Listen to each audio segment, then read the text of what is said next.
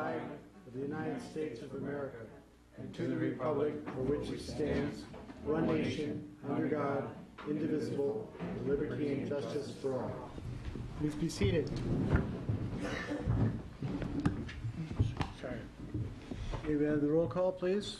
Note for the record that all council members are present except Mayor Pro Tem Barnes, who should be arriving. Okay, we come to oral communications number 1. I move adoption of the agenda. You mean we should adopt the agenda first? That'd be good. Well, is that a motion? Yes. Second. Any proposed changes? I just not change, just a warning ahead of time. I might ask that we continue the green ordinance because of the substantive changes we received tonight, so I get a chance to look through it. Just a Thank you. heads up. So on the motion to approve the agenda, all in favor? Aye. Aye. You can vote too. Aye. Opposed? We have an agenda. Now we come to oral communications number 1. Michelle, are both of these for number 1? Go for it. The first question, Michelle Salmon, Sierra Point Road, Brisbane. Thank you. Thank you for allowing me to speak. The first question I have is in regard to the issue that I brought up at the last council meeting about the conditions that are in the Northeast Ridge Development Project Ordinance number 351, which was approved by the Brisbane City Council on November 6, 1989, and to my knowledge is still in effect, where I asked about item P on page 30 of that document that says prior to the issuance of the grading permit, a grading permit, not specific, the applicant shall provide written evidence to the planning director that a qualified archaeologist has been notified and retained to be on site as required by the planning director during the grading and other significant ground disturbing activity. If the cultural or scientific features are discovered, work shall be stopped and the archaeologist shall report such findings to the project director and to the planning director. I think that you've probably read the rest of it yourself, but I'm happy to go over it. And I raised this issue 2 weeks ago, and I haven't had any response, and I'd like to know, was there an archaeologist report, and was there an archaeologist on site as required by our own city ordinance in regard to the recent grading at the Northeast Ridge? Because the photographic evidence that I showed last time, which I brought a copy of again, which you all have, show a dark area in the excavation that could very well be midden, which is archaeological, could be archaeological evidence that's now been plowed over. So I'd like to know if there was an archaeologist report. I wanted an answer to that question. That's number 1. Are we prepared to answer that at the moment? Yeah, we can respond to that orally tonight. Please. You want to? Mr. Mayor, we were planning to give a more documented response within the next meeting. We've had a lot of appeal activity and a lot of additional work generated by these questions that have been raised on some of these issues. But for the short answer to the question is that the condition, two things. One, going back to the original archaeological resources section in the AIR on the Northeast Ridge, it makes it very clear that these areas were investigated at that time through TRA and an archaeologist, and there was trenching done, not simply the reconnaissance that is typically the standard condition to reconnaissance the surface. Because of the vegetation, there was actual trenching done in several locations that had been identified, and nothing turned up. So subsequently, in '89, when the addendum was done, this same condition, similar conditioning language was brought up, and we read it such that it is at the discretion of the planning director to require an archaeologist to be brought in or not. And given the investigation back into the '83 EIR, the trenching that it was actually done, which goes far beyond the normal requirement for archaeology, turning up nothing, it didn't seem to make much sense to require an archaeologist to be brought in. And that's kind of the short story. And this will be reduced to writing at the next time we hear the matter? Correct. Thank I'd you. like to object to that, Mr. Mayor, because I read the same document that Bill Prince is referring to in detail about the trenching that was done at the time, and it was because of the evidence of the trenching that this was actually written into the document that an archaeologist should be required. If the planning director takes it on himself to not have an archaeologist on site as required or as requested and as recommended by that 1983 report done by TRA, I don't think that is correct. Thank you, Michelle. There will be a more formal discussion of this, as the planning director has indicated. Okay. Now, do you also want to address eucalyptus trees? Yes, I do. It's come to light, and I'm sure other people wish to discuss this also, that the applicant has requested to cut eucalyptus trees up at the Northeast Ridge site. And I would like to point out that in this same document, Ordinance 351, that was adopted in 1989 and also as part of the original EIR, on page 17, Item C, under maintenance. Prior to each phase of dedication and acceptance of the conserved habitat area to the County of San Mateo, the applicant shall perform and coordinate the initial thinning of the eucalyptus trees in accordance with the Eucalyptus Management Handbook prepared for the project and in accordance with the commentary by Barry Coate dated October 26, 1988. The existing eucalyptus trees which are to be removed shall be shown on the approved grading plans. The land upon which existing eucalyptus trees are located, which are to remain, shall be conserved, and the land dedicated to the County of San Mateo. The applicant shall maintain the eucalyptus grove until the HCP operator assumes responsibility for the maintenance of the grove or until the acceptance of the dedication by the county. To my knowledge, there has been no maintenance over the last 25 years of the grove, and it has been allowed to degrade the habitat in that area. And it also brought some photographs to share with you showing the sedum up there and showing how close the eucalyptus trees are to endangered habitat and how the eucalyptus trees have been allowed to degrade the habitat through lack of maintenance, and several other exhibits which I'm happy to give to you. If you could pass this down, Mr. Thompson, I'd appreciate it. And I'd just really like to point out that I don't understand why we're allowing them now to go up there and cut when they have not done the maintenance that's been required for the last 25 years, either by the habitat manager or by the property that's currently still owned by Brookfield. And I really question that on behalf of the people of Brisbane. And Thank you. That question will be addressed in the next report as well. Thank you. Before any cutting stuff?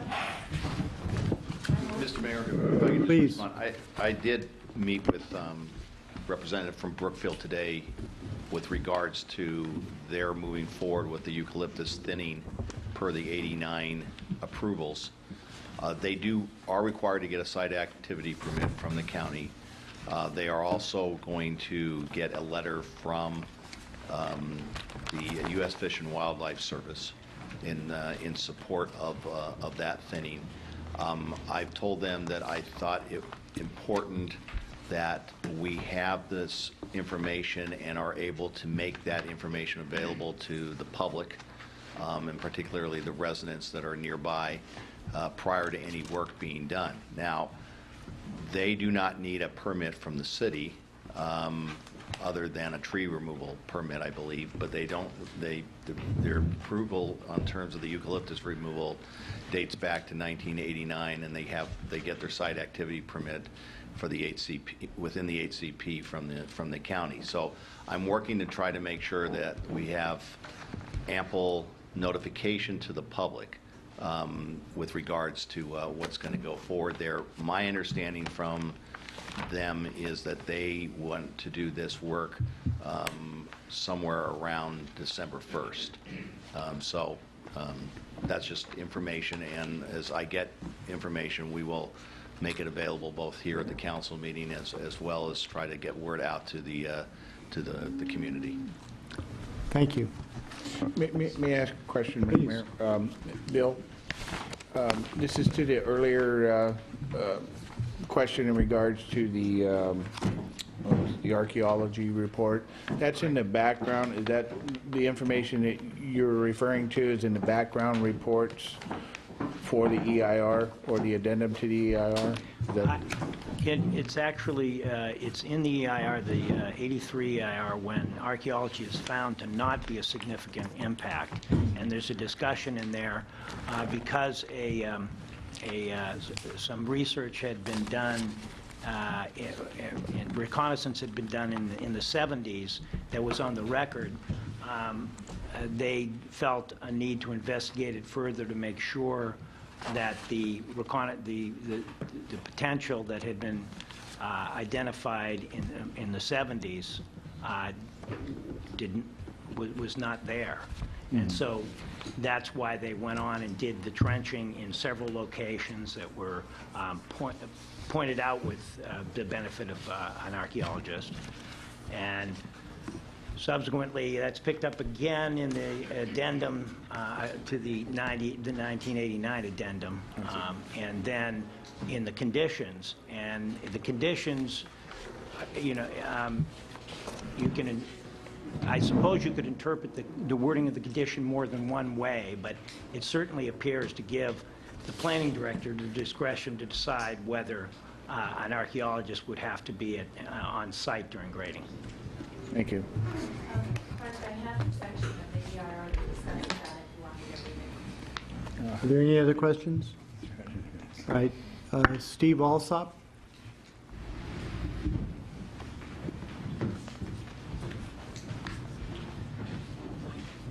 I don't know if that now is the appropriate time or not, but I wish to speak on behalf of Bank of America when you begin to discuss the appeal of the Planning Commission's decision to approve a sign package.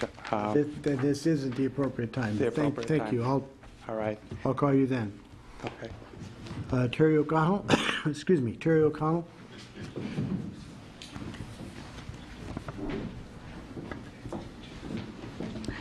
Good evening, Terry O'Connell, Brisbane resident.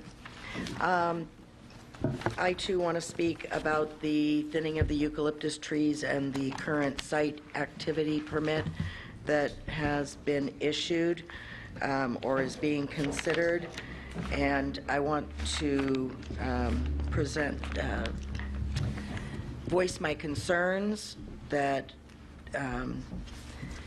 it not be started during the rainy season, where it's going to cause a lot of erosion and other detrimental effects to the habitat surrounding the area, and that it should not be approved until the EIR addendum has been approved. Otherwise, we're putting the chicken before the egg, so to speak. Why allow them to clear cut and get ready for their development when they were never in a hurry to do that prior to deciding to build there or hoping to build there? And now that it's in question, they want to go ahead and just ram it right down our throats so that we have no choice about where the homes go. So I think it should be halted and no tree cutting permits, if that's all we're limited to, be issued until after the EIR addendum has been approved or not approved and had a chance for appeal. Thank you. Thank you, Terry. Carolyn Parker?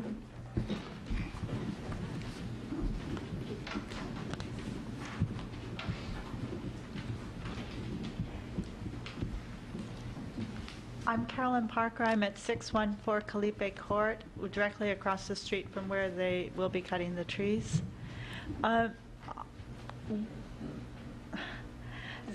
So last time we found out that they were going to be cutting the trees, they only told the people at the building at 600 Calipe Court. They didn't notify anyone at Landmark. They didn't notify any of the other buildings. And then, as far as I know, some of the people at 600 Calipe Court did not even get notification. You know, if they're going to do it, couldn't there be a lot more notification? And, you know, I mean, all the residents at Landmark, all the residents at Altamar. It's going to affect everybody if they're going to be cutting down these trees. And I'm really concerned that they're going to be cutting down the trees before we even know whether the buildings have been approved. I mean, how many trees are they're talking about thinning, or are they talking about logging? I mean, my understanding was that they were going to just cut out all the trees. They were just going to, you know, log the whole area. And how much notification are we going to have before they're going to actually start the logging? This is rather upsetting. If I understand correctly, Claire, they have to get still a permit from the county. Is that correct? They're required to get a permit from the county for a site activity permit. The work that they're requesting is per the 1989 approvals. So anything that would be related to the 2007 application would not be, there would not be a permit issued on. So what the permit was for was to do some trimming? Or is that, I mean, what they said they wanted to do is they wanted to just clear cut all the trees so they could build over them. And is the plan for removal of some trees or more than that? It's removal of some trees, not all of them. Okay. And what we can do is we could probably bring this back in November and have a map and show where the thinning would be. So it clarifies everything. It clarifies it, but and I know that this is somewhat confusing to myself. I'm sure for a lot of people it is, but the permit that they're requesting on the eucalyptus, again, is related to 1989 approvals, which were the 60 units. Okay, anything related to the additional 28 units that they're requesting in the application now, and any thinning of trees or cutting of trees to accommodate that is not part of their application for, at this point, for the tree removal, for the eucalyptus tree And removal. it strikes me when we bring this back, we ought to make that distinction very clear. I think we can make a distinction clear in terms of where the area is and basically what trees are going to be removed and what are not. Sure, Mr. City Attorney, like that. One activity that will be going on right now is in collaboration with the Habitat Manager and with the approval of U.S. Fish and Wildlife Service will be to position the fences before any trees are cut to make sure that the activity does not involve any damage to the habitat. So there will be people up there, I suspect, who are there for the purpose of determining location of fences to mark out the boundary lines of where tree removal activity will occur. And that's for the purpose, again, of protecting the habitat from the activity. Thank you. So, You have anything, Clark? no, I just for clarification, I think on at least on my part, so currently there's 60 single-family units that are currently approved from 1989. Is that correct? In the Eucalyptus Grove or that area? And that's what the tree thinning is going to address, is those that have been approved for 18 years ago? Correct. Okay. How many houses are now completed at this point? This isn't a question and answer period, Yeah, but no, it's... I understand. Okay, I think that addresses my... getting back to my point, how many people are going to be notified? We need to have enough people notified. I can appreciate that, and notice of this will be one of the things that's discussed in this staff report that comes back to us. Okay, thank you. Okay? Okay. Is it Jenny Dunn? Jamie Dunn. Jamie. Sorry.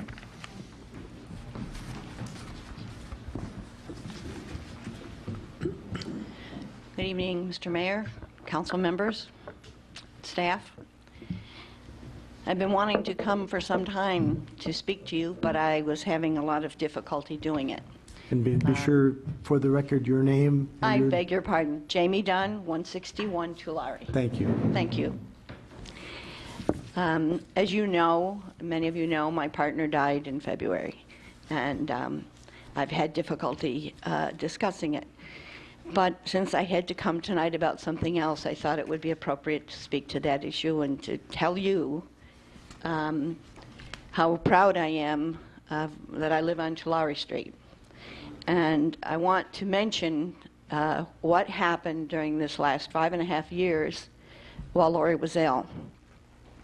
First of all, my thanks to the council and staff for your remembrance when Lori passed away. It was very touching and much appreciated by her family and by myself. Secondly, I want to thank people in Brisbane. This is an example of what Brisbane is really like, and I'm fortunate to have been here 18 years to see it. Dana Dowith and Tom Heinz for taking care of our animals when we had to travel to Houston quite frequently. Colleen Mackin and Diana Sosa for picking up groceries for us. Karen and Emmett Cunningham for bringing dinner over. Emmett for coming over and helping to lift Lori in and out of the car and into a wheelchair. Neil and Tina Hemming, our across the street neighbors, and their boys, Derek and Carl. They were our constant support. Cooking for us, Neil coming and helping to lift Lori, the boys taking the garbage cans up and down for us, and I'll be eternally grateful to them. They are superb human beings. Sue and Bob Brignoli, who came to fix our hot water heater when we were in trouble. Bill and Linda Detmer, who were there all the time, doing errands and then sitting with us when things were very bad. These were great consolations, as were the friendship of Aki and James Kagami, our next door neighbors, and those people at the Bamboo Garden who allowed us to use the room for a reception afterwards.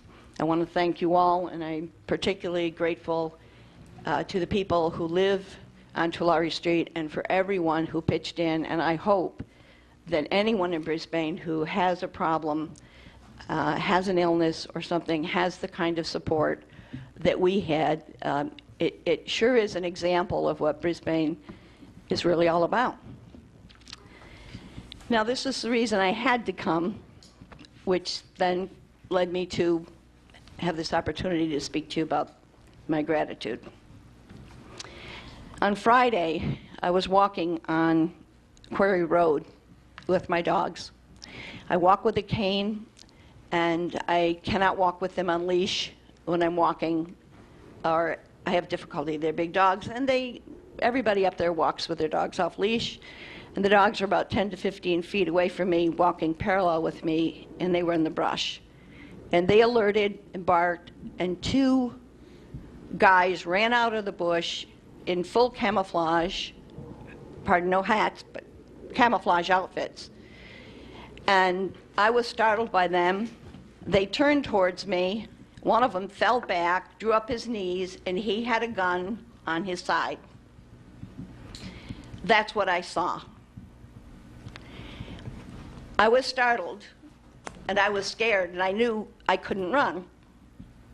But I saw the face of one. It seemed quite young, and I hollered at them. You know, I thought, at least be strong. You can't run. If you turn your back, you're in more trouble. So I hollered to them, and I said, what are you doing? And said, oh, we're just playing. And I said, is that a gun? Incidentally, the entire time, a friend of mine was on the phone with me, had just called as I rounded the bend and heard the whole thing. I asked if it was a gun, and when she heard that, she said, I'm getting off the line and calling the police. The kid said, it's a toy. At that point, I can say the kid, because I saw his face and it did look young. And I said, well, bring it over here. And he came over with it like this, holding it down like you would with a real gun, I imagine, not like this. And I said, give it to me. And he did. And I took it from him. I don't know what a real gun feels like. But I took it and I held it down. These 2 guys are standing there, and I said, do you know what danger you're in if an off-duty policeman walks along, or someone who can carry a concealed weapon walks along, or someone who has a bad heart walks along, and they see this? You have no idea what might happen to you in today's culture. You could have been shot. And I was trying to reason with the kids that this is how dangerous this could be. At which point, a man walks around the bend, and one of the boys says, "Dad, she has my gun." The father comes up and starts to berate me for taking the kid's gun. He got in my face, pointing at me very close, and I said to him, "Step back, don't touch me, I will charge you with battery." He then said, "Well, you just swung your cane at me." And I said, "You're a very sad man, and you've just done a bad thing for these boys, because you've lied in front of them, and now they'll never be able to trust you." He still insisted I give him the gun, and I wouldn't. I called for a friend. He came. He parked down at the bottom of the Quarry Road where the access gate is, and he walked up. The police came down there, he saw them, and they drove away. The police never did come up there, even though they had been called. My friend came up, took me and the dogs down to his car, and we got in the car and came into town to look for a police officer. We did encounter one. She said, "I'm not supposed to handle this." I beg your pardon, she didn't say that. She said, "I'm not handling this. I'll get my sergeant." And the sergeant then came, and he looked at the gun. He says, "Oh, now I know the whole truth." And my friend said, "You haven't even talked to her." And he said, "Well, I get the picture. I talked to the officer, the other officer." And we both said, "The officer didn't talk to us." He said, "Well, I know it was kids, and they was playing with a gun." He said, "You know, we did that when we were kids. It was nothing. They were just..." I said, "It's a different culture."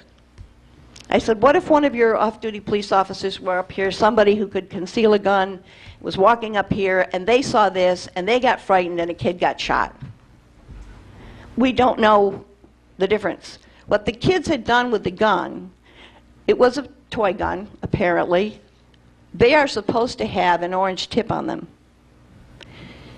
They had black taped the whole gun so no silver showed, and they had blackened the end of it, and it looked like a real gun to me. The father was defending the kids. He said, "I have a whole garage full of toy guns." Now, when we met with the police officer and I said, "This is a law," the police officer said, "I don't know that." And I want to tell you, people are afraid to talk about police officers when police officers do not do their job well, for fear they won't be protected by the City of Brisbane police officers. I think that should not happen. I think we should be able to speak to you about some things that go wrong. I am recommending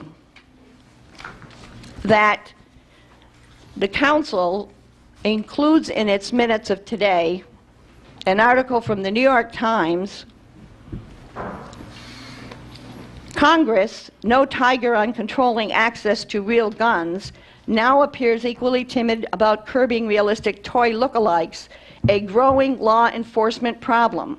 Last year, New York City police confiscated 1,416 toy guns in criminal incidents, a remarkable increase of 80% since 1983. In one recent California case, a police officer who mistook a toy revolver for the real thing shot the retarded boy brandishing it. Tough design standards could reduce the chance of a fake fooling a holdup victim, much less a police officer. But toy manufacturers fear losing sales, and Congress has caved to their pressure. This week, legislation recently approved by Congress and signed into law requires that toy guns have a bright orange plug fixed in the barrel. The measure, sponsored by the Senate Minority Leader Bob Dole, also supersedes state design rules, including stringent ones just approved by New York. In addition to requiring a larger barrel plug and distinctive striping, the New York law would have barred the sale of imitation weapons colored black, blue, silver, or aluminum. The new federal law merely plays at helping law enforcement.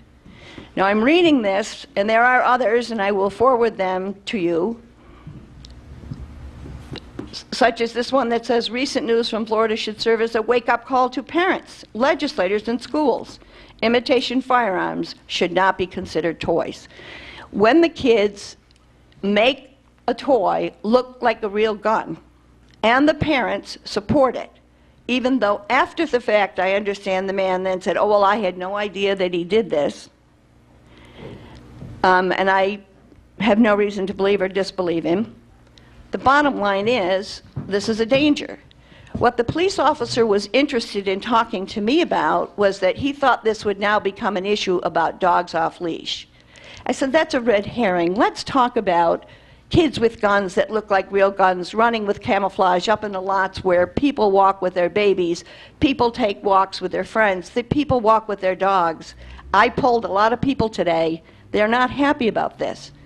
They're not happy because today, I believe it was today or yesterday, one of the women said, police officer stopped her. She did have her dog off leash near the pool, and the police officer said, we are now enforcing the leash law. It seems to me that that's what came down from Friday night.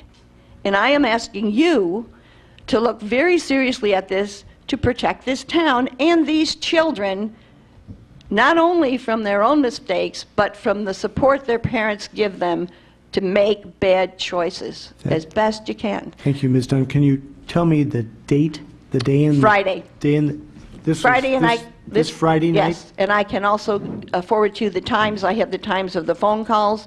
I can tell you exactly what time. I can tell you the exact time we met with the sergeant. Would you please do that? I sure will. I would appreciate it. Now, thank you. Thank you very much. Again, I'm sorry that this has happened. There's nothing I would have liked better than to not come down here except to say thank you for giving me support when I lost Lori. Well, thank you. Thank you. For being here and for alerting us to this. Thank you very much. I will get this to you, Mayor. Thank you. Robert Howard.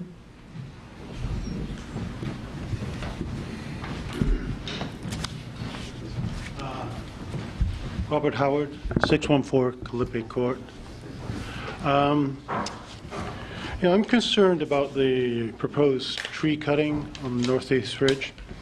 Now, I understand the reason for trimming the trees up there, and that makes sense, but I've heard that they're planning, that Brookfield wants to clear-cut part of the area.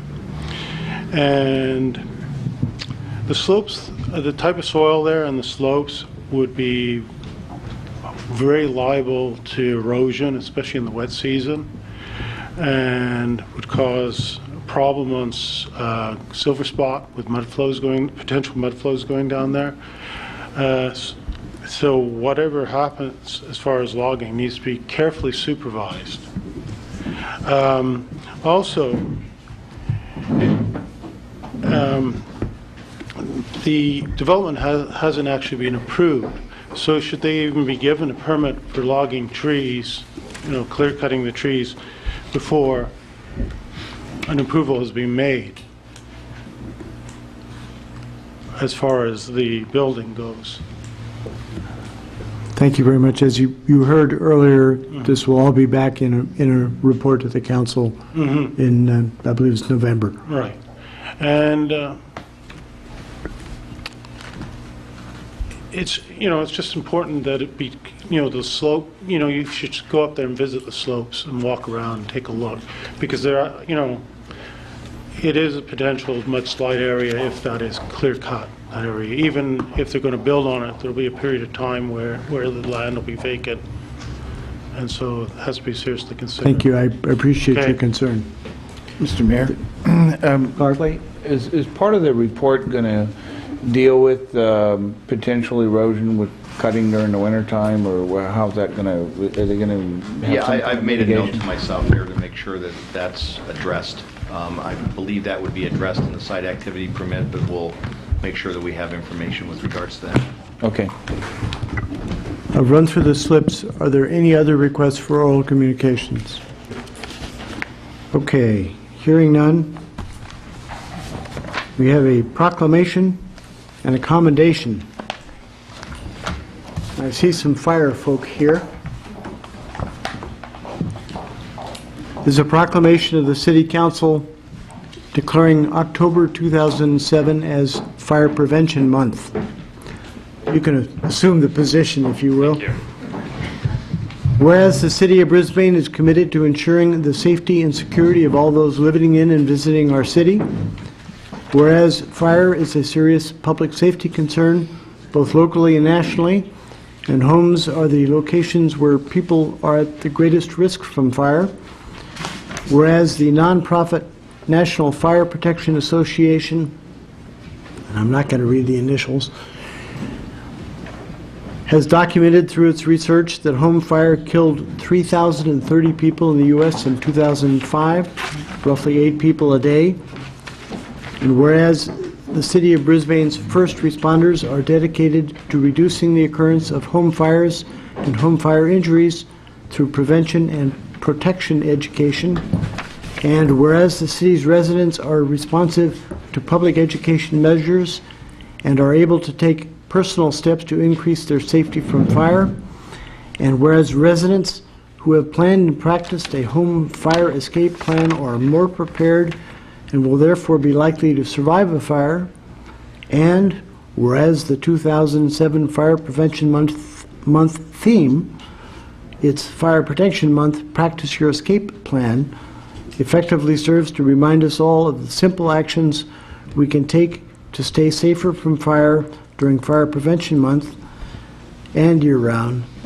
Now therefore, I, Stephen W. Waldo, Mayor of the City of Brisbane, do hereby proclaim October 2007 as Fire Prevention Month and encourage all City of Brisbane residents to heed the important safety measures of Fire Prevention Month 2007 and to support the many public safety activities and efforts of fire and emergency services.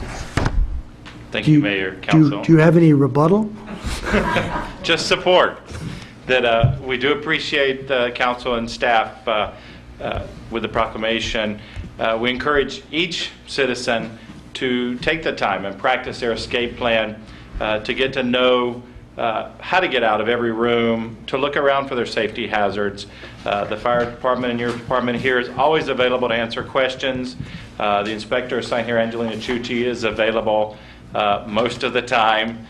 And there's always other staff members available when she is not. We do encourage you this Saturday to come by the station. North County has 4 stations open from 10 to 2 with activities going on every hour. And Brisbane is one of the stations that's open for an open house to come tour, talk to the guys, see some of the special activities going on throughout those 4 hours. As I said, if you have any questions, we're here to help. Thank you very much. And your last duty is to accept the proclamation. Gladly. Thank you very much.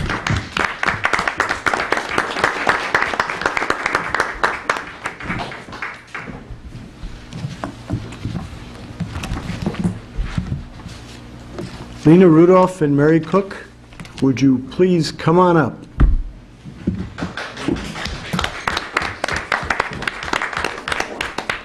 How about right here?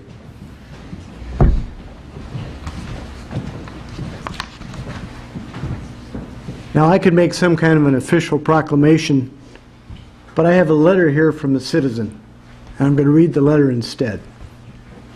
To whom it may concern. I wanted to make sure the people in charge of the Brisbane Community Swimming Pool give proper recognition to the 2 young women lifeguards who were on duty for a swimming party starting at 5 p.m. on Saturday, September 8th. Guess who?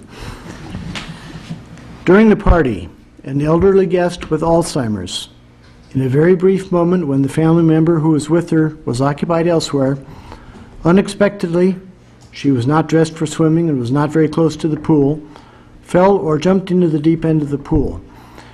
The family member noticed her missing, alerted the lifeguard on duty, and within seconds, the lifeguard had spotted the elderly woman in the pool, dove in to immediately retrieve her. She got her out of the water immediately and had the other lifeguard on duty call 911 right away. They also had the remaining pool guests clear out of the pool. I asked if they needed any kind of assistance, and the lifeguard attending to the victim said it was best to have both lifeguards attending the victim, and asked if I was able to stay on the phone line with the emergency 911 person until the emergency personnel arrived, which I did, so the other lifeguard could also attend the victim. The 9/11 staff person was also very calm and professional. Both lifeguards did a great job in an upsetting situation. They stayed calm, worked quickly and in a logical and efficient manner to save the victim's life. Emergency personnel took the victim to the hospital, and the lifeguards carried on with their other jobs while we party guests finished up our event, though I know they had to be emotionally shaken. I just wanted to make sure that these young women's supervisors and families know what strong, capable young people they are. I'm sure it will be a day they remember and should be proud of their job well done.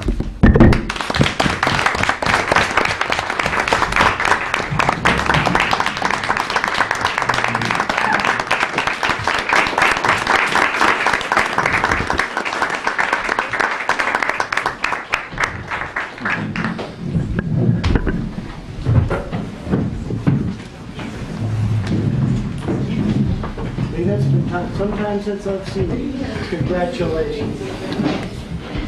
Barry, thank you both very much.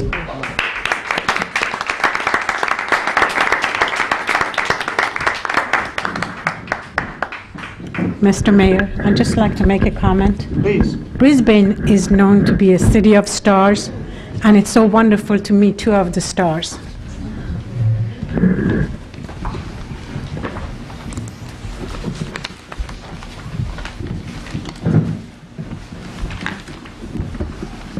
Now we're into the truly fascinating stuff. We'll approve the monthly investment report. So moved. Second, but I have one question. Please. Stuart, Fund 230, which is the open space fund, were the funds from the budget added to it? Not yet, and generally we do by when? We usually do that after we've closed the last fiscal year, because there's a lot of work that the person who does all that work for me does with the ending of the fiscal year. The auditors are coming in November, so we'll see that transfer made in December. Okay, great. Thank you. Any other questions? On the motion, all in favor? Aye. Opposed? Thank you. Now we go to the consent calendar, and I want to remove item D. Remove item A. D and A. Anything else? Move approval of B, C, and E. Second. All in favor? Aye. Aye. Contrary minded? Item A, Clark. Page 3, third paragraph, says Mr. Bhatia asked if council members favored any development in the southern portion. C.M. Richardson noted that some developments such as restaurants and movie theaters might be appropriate near the lagoon. It says C.M. Barnes and C.M. Conway agreed. If I remember specifically, I agreed with restaurants, but not movie theaters. So I'd either like to strike movie theaters or strike my name. So, Seppi, which one are you good with? All of them. How about striking movie theaters? Okay, if that makes you happy. Okay. With that correction? Move approval. Seconded. All in favor? Aye. Item 4 is to authorize the Parks and Recreation Director to make donations to community groups for their fundraising purposes. And the staff report implies but doesn't make it absolutely clear that we are talking about non-cash donations. Am I not correct?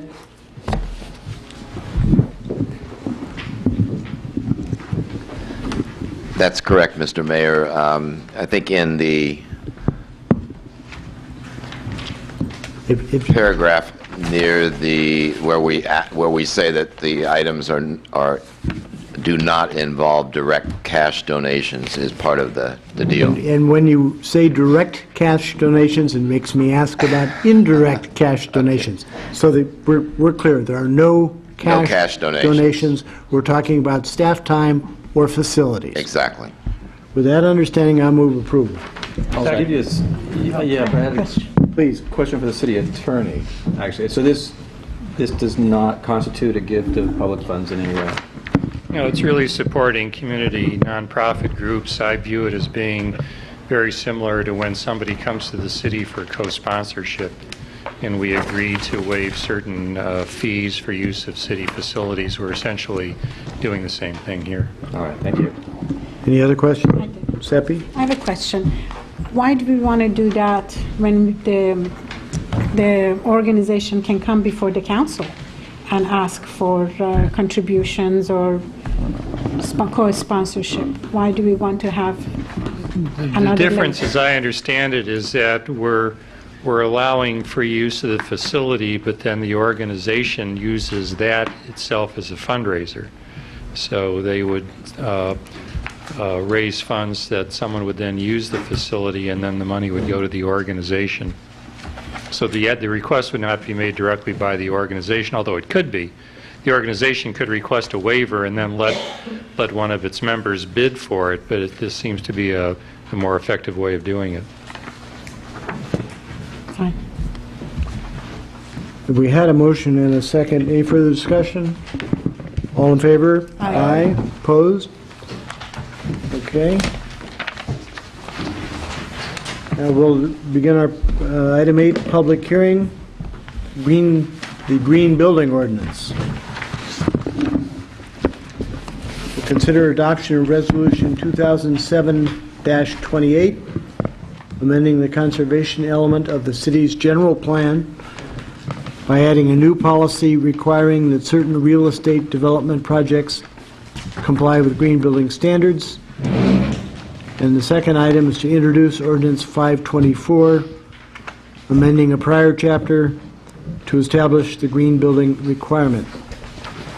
Yes, Mr. Mayor, after many months of work, first with the Open Space and Ecology Committee, then the Planning Commission, the ordinance has finally come to the council, and I have to say we've indicated all along this is a work in progress, and we've had some progress already. On your desk this evening, I've distributed a revised draft, which I will get to later on, but essentially since the packet went out, another issue came to our attention, and so we prepared a revision to the draft, and because of that change, to give the council some time to review it and to give the public time to review it, and we would also send a copy back to the Planning Commission.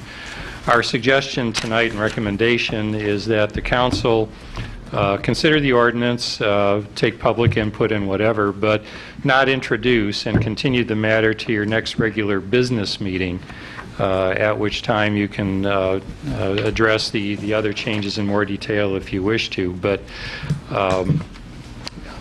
basically, what we have here is a scheme that, I don't want to say scheme, but a proposal that would make green building requirements mandatory. And cities have differed in terms of how they've approached this subject. Many have made it applicable only to public buildings, others have made it advisory.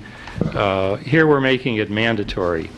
And it would apply to certain specified types of projects. And mechanically what we're doing is first amending the conservation element of the city's general plan. And that amendment outlines the circumstances under which compliance with the green building requirement would be imposed. So on any city-sponsored project, essentially would be a public-type building that's 5,000 square feet or more. On a commercial project that's 10,000 square feet or more of conditioned space meaning where it's heated or cooled. A commercial core and shell project involving 10,000 square feet or more of unfinished space. And we've added in a new category of commercial shell, which I will get to. And then if there is a commercial interior project, that's the next stage of a commercial core and shell, again with more than 10,000 square feet, the requirement will be imposed. And then if there's any addition to an existing commercial structure that increases the floor area by 10,000 square feet, or a modification that increases the floor area by 50% or more, which when added to the existing structure ends up with 10,000 square feet. So I think in summary, when we're talking about commercial buildings, the cutoff is really 10,000 square feet. And you can generally say whether it's new construction or addition to an existing building, if we're dealing with 10,000 square feet or more of conditioned space, the requirement is going to be imposed. On residential projects, the cutoff is 20 residential units. So a new project of 20 units or more would have to comply. A modification of existing project that adds 20 units or more would need to apply, would need to comply. And if there's a mixed-use project where you have a combination of commercial and residential uses, if the commercial component is 10,000 square feet, that part of the building would have to comply with the ordinance. Or if there are 20 or more dwelling units, the residential part would have to comply. And then taking those list of circumstances which are defined as the covered project, the ordinance then establishes the process for how these applications are going to be handled. And I think the simple way of putting it is that we're dealing with the compliance determination at the application stage, so that before the city even makes a determination that the application is complete, if we have a covered project, the applicant has to submit green building documentation showing that the project, when built, will achieve the required point rating that is applicable to the project. And there are different standards that apply to different types of projects. So on commercial projects, we're basically using LEED, and we're applying the silver standard. On residential projects, we're using the standard for single-family residences developed by the organization known as Build It Green, and also a multifamily green building standard. So there are three different possible standards that could be applied. And the idea is that we would require that plans be submitted, and we may need to retain an outside consultant who has expertise in this area to make a determination that if built in accordance with those plans, the project should comply with the applicable standard. To make sure that it is built in accordance with the approved plans, the city may conduct inspections as construction progresses. It may even issue stop work order if the building is not being built in accordance with the approved plans. But if the building is constructed in accordance with those plans, then the applicant has satisfied the requirements of the ordinance. It could be that when finished, the building does not achieve the exact level of energy savings or whatever that we may have anticipated, but basically we're saying we're making our best shot and doing the best we can at the plan review stage, and hopefully that will produce the result that we all wish to have. We are not requiring commissioning, which is to prove after the building is built that it will perform as expected. Again, we're approaching this subject in terms of one step at a time and saying, well, let's start with this, and if we can adopt further measures later on, let's see how it works. But we are not requiring also that the applicant receive a certification from LEED, which can only be obtained after the building is completed. We strongly recommend that such certifications be obtained, but it would be a voluntary action on the part of the developer. I'd have to say that after going through all the effort of building the structure in accordance with the green building standard, it would be kind of silly for the developer not to obtain the LEED certification, because if you have the building, you may as well get the bragging rights. And these days, having a green structure is actually a selling point for occupants who are paying utility costs and the like. So we do expect that even though it may not be a requirement of the ordinance, that people will go ahead and obtain the certifications when they've constructed the building in accordance with the green building standards.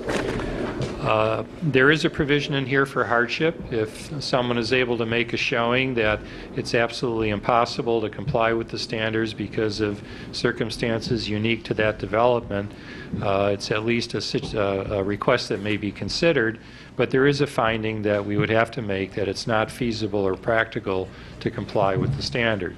It's almost akin to a variance requirement. The one change that we discovered after the ordinance went out in the packet was a result of the R&D project that is now under review by the Planning Commission for Sierra Point. And in meeting with the developer and their counsel, they made the point, which we felt was a legitimate one, that for certain types of buildings, and apparently R&D is one of them, the only thing that's built, because the interior is so custom made for the needs of the tenant, the only thing that's actually built is the shell. And the core, which would be the mechanical, electrical, heating, plumbing systems, are put in later.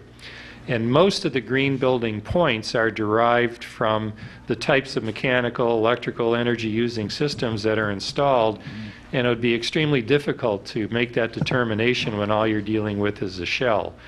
So the change that was made in the ordinance that was distributed to you tonight was to add a new definition for a shell building, also sometimes referred to as cold and dark. And the approach there is to say, all right, when all you're putting is the shell, we'll let you defer the determination of compliance until plans are actually submitted for any of the interior improvements. Now, it could be those plans are submitted by the tenant who wants to finish out the entire building, or it could be that the original developer simply decided to put in the core and put in these systems. But whatever comes first, at that point, they would have to submit the usual green building documentation. They would have to show that it would comply with the LEED Silver standard, which would be applicable to a commercial building. And no building permit would be issued for any of the interior improvements until those requirements are satisfied. So we think we've got a fairly effective way to assure that the green building measures will be implemented, even though we may be issuing a building permit initially for only the construction of a shell structure. The other change that was made in the draft, and again prompted by the Sierra Point development, the ordinance says that in terms of grandfathering, that if you've submitted an application and it's accepted as complete, then basically you're home free. You don't need to comply with the ordinance because you've already designed your building in reliance upon the rules as they existed. However, in the case of the Sierra Point R&D project, it was made very clear to them from day one that the city expected that project to comply with the green building requirements. And there's also a general plan change required for that project. So we do have the ability to, impose additional requirements, even though the ordinance at that time had not been drafted. Because of delays in that project, we now have the ordinance, so they have a much better idea of what's contained in it. And in fact, it's been good because that surfaced the whole issue of the shell structure. But nevertheless, the fact remained that the application for that development was submitted and accepted as complete before the ordinance was adopted. So we've added in an exception that says even if the application is complete, where compliance with the ordinance is made an express condition of the development agreement between the city and the developer, then the developer will need to comply with the ordinance. And we do have a draft development agreement for the Sierra Point R&D project, which does expressly require compliance with the green building ordinance, so it would be made applicable to that project.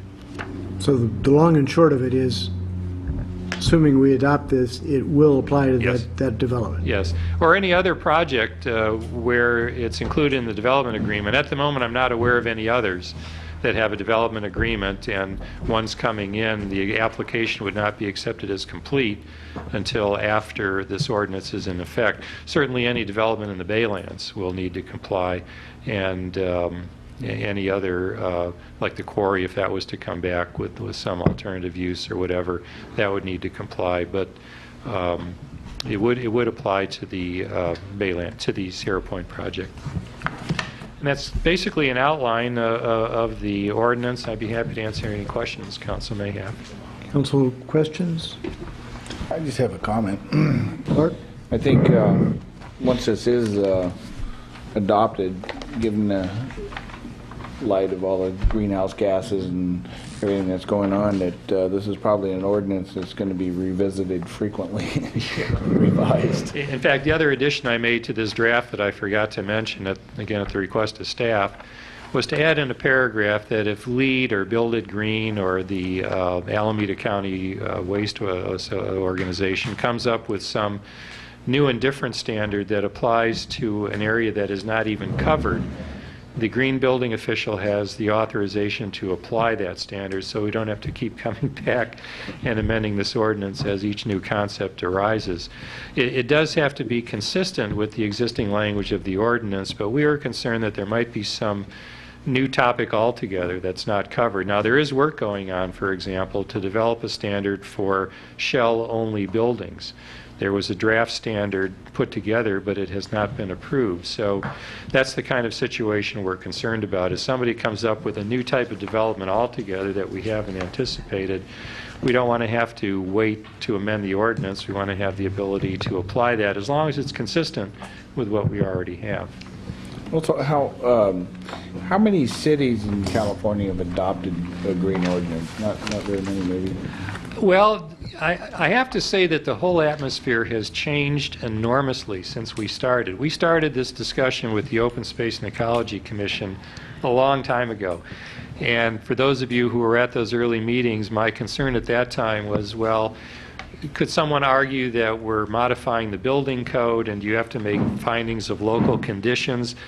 That essentially is the reason why we're amending the conservation element, because the theory there is we're not amending the building code. This amendment does not amend the Uniform Building Code at all. It adds a brand new chapter to our own local building regulations. And the idea is that we're implementing a policy established in the general plan, which is why the general plan amendment is so specific. Mm-hmm. My concern has diminished significantly as the whole subject of green building has really taken center stage. I think more and more cities are looking at it. I haven't seen a survey of how many cities are making it mandatory as opposed to advisory or just as a guideline.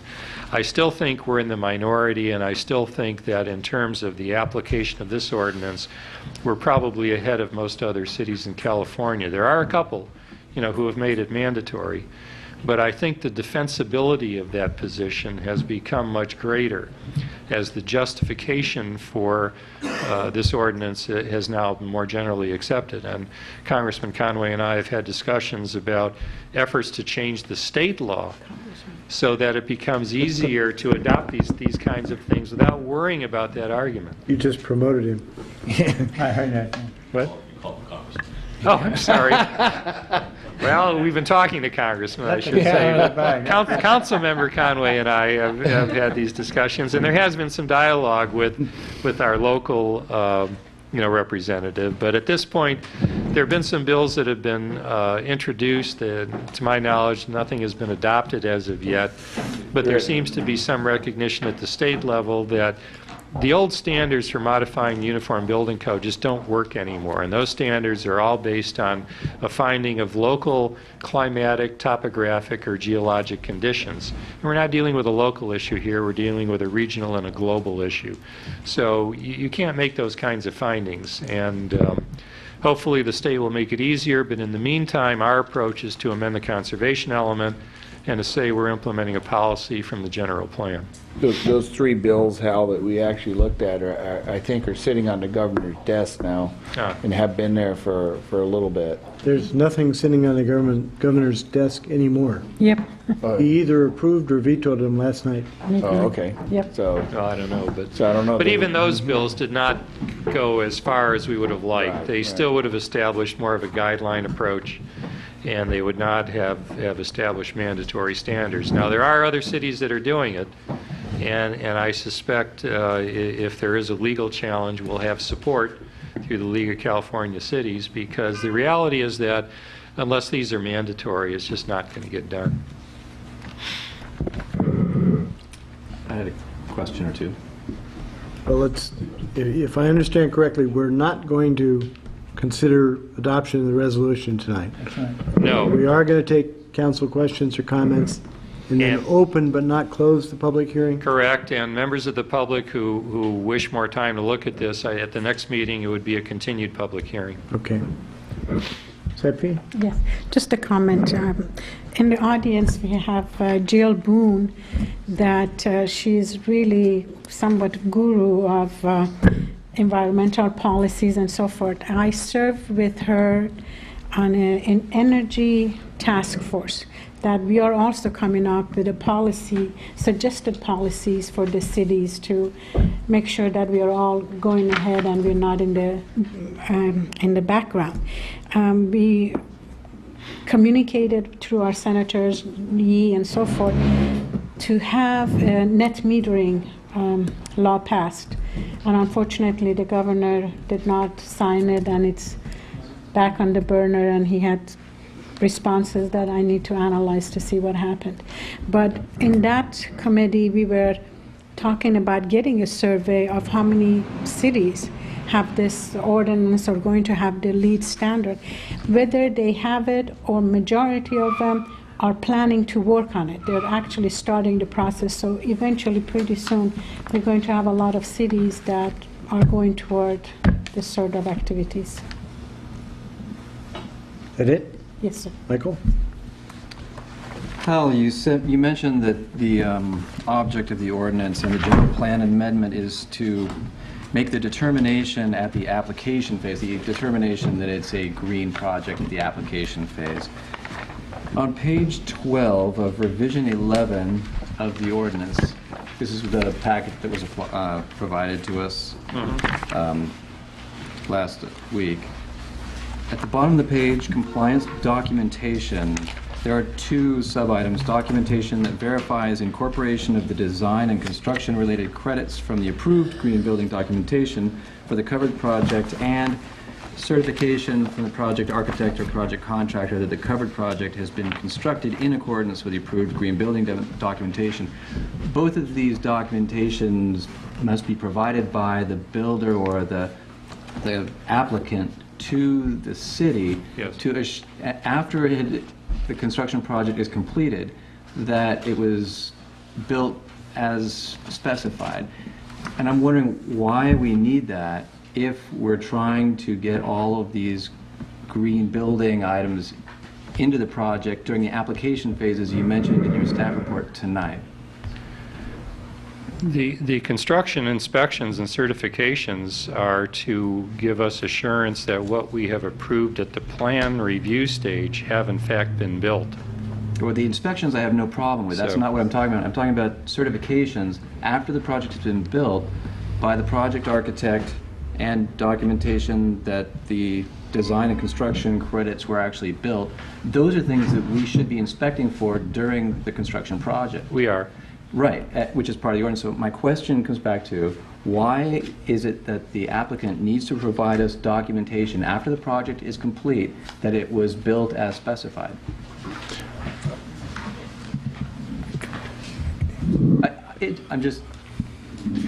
I can probably answer that. Well, just to make sure they haven't taken any shortcuts during construction, I guess. Well, that's what our inspections are for. Generally, when they finish a lot of the larger projects and stuff like that, you submit what's termed as built, so that there's a record of what they have for fire safety and stuff like that, because you go through changes and change orders and things like that you have on a project. And it may not necessarily apply to the green portion or anything like that, but I mean, because this is putting that in there, but any building, like a doorway may be moved or something like that, and if a fire department or something goes in there and they're looking at a plan and that plan is not as built, it could put somebody in danger and things like that. So they have, it's kind of a standard procedure to have as-built. Well, I'd also say that we don't want to rely just on the city inspections. We want somebody to have his name signed on the line and putting his professional reputation on the line, just like an engineer would or a geologist, that the project has been built in accordance with the plans. So even if it's a situation where the city inspection might have missed something, this is a certification by the representative of the applicant, by the applicant's engineer, that, or architect or designer, whoever, that it has been done in accordance with the plans. Hopefully the city's own inspection would catch any failure to do that, but let's say that we find it after it's all done. We want to be able to rely on someone's certification to say you need to go back and fix it, or rely that it's been done in accordance with the plans. So we are not specifying that in this compliance documentation. What we're doing is we're asking the applicant to document this. We're not asking for any professionally certified green professional to certify this. It's just the architect or the general contractor and the applicant who are asking to do that. So it's just something to work out. We're not going to approve this tonight, but it seems to me to run counter to the determination made at the application phase. And I understand the importance of as-built, and that would be required with this project as well. And so to me, that's another way that the city could see whether or not the green features were actually built. So it just seems to run counter to our approach to this to make it incorporated up front. I think our intent was that the certification would come from the person who designed the plans that were submitted. Now, maybe we took those plans and shipped them out for review to a green building specialist. But whoever prepared the plans in the first place was, whether it's the architect or the contractor, was the one who we expected would provide the certification. Now, maybe we need to clean up that language a bit. That's what you call the fox guarding the hen house. Yeah, well. Well, it's like an architect is usually asked to give either an as-built or a certification to the, that's been built in accordance with the plans. But, we can have any other form of verification that the council deems appropriate. From my perspective, having the architect certify afterwards that it's done according to the approved plans is sort of like having a guarantor on your bank loan. Well, that sounds like the standard process that exists now without the green building ordinance, so I think that that covers it. I just question the approach being taken in this ordinance for a special piece of paper just for the green part. It doesn't seem, to me, it just doesn't make, it's not consistent with the determination made at the application phase, seeing as we have all these checks and balances on the backside of the process anyway, the as-built plans and the architect saying it was built according to the as-built plans. What sort of architect certification, if any, do we get on a building like this not dealing with a green ordinance? I'd have to defer to the building department. I'm not sure. If we get a general certification, it could be included as part of that document, but I guess I'd have to defer to Bill if he knows, or whoever our building inspector. Or perhaps we want to check that and make sure we're being consistent. Does that work? Sure. Since we're going to have this back? I have a question. Simon. Yeah, I actually had a few more. Michael's got more questions. I'm sorry. On page 1 of the proposed ordinance that was included in our package, commercial projects, that's item number 2, sub A, it says a newly constructed commercial project, and then it goes on to describe this. This is the amendment to the general plan conservation element. In the proposed ordinance, it defines where's the definition?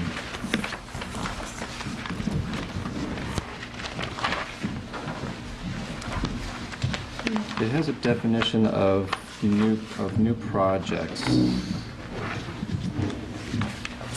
Commercial projects. Of commercial projects? Page 5. I may not have circled this. The item H on the actual ordinance, page 3 of the new one? Yes, that's exactly it. Thank you.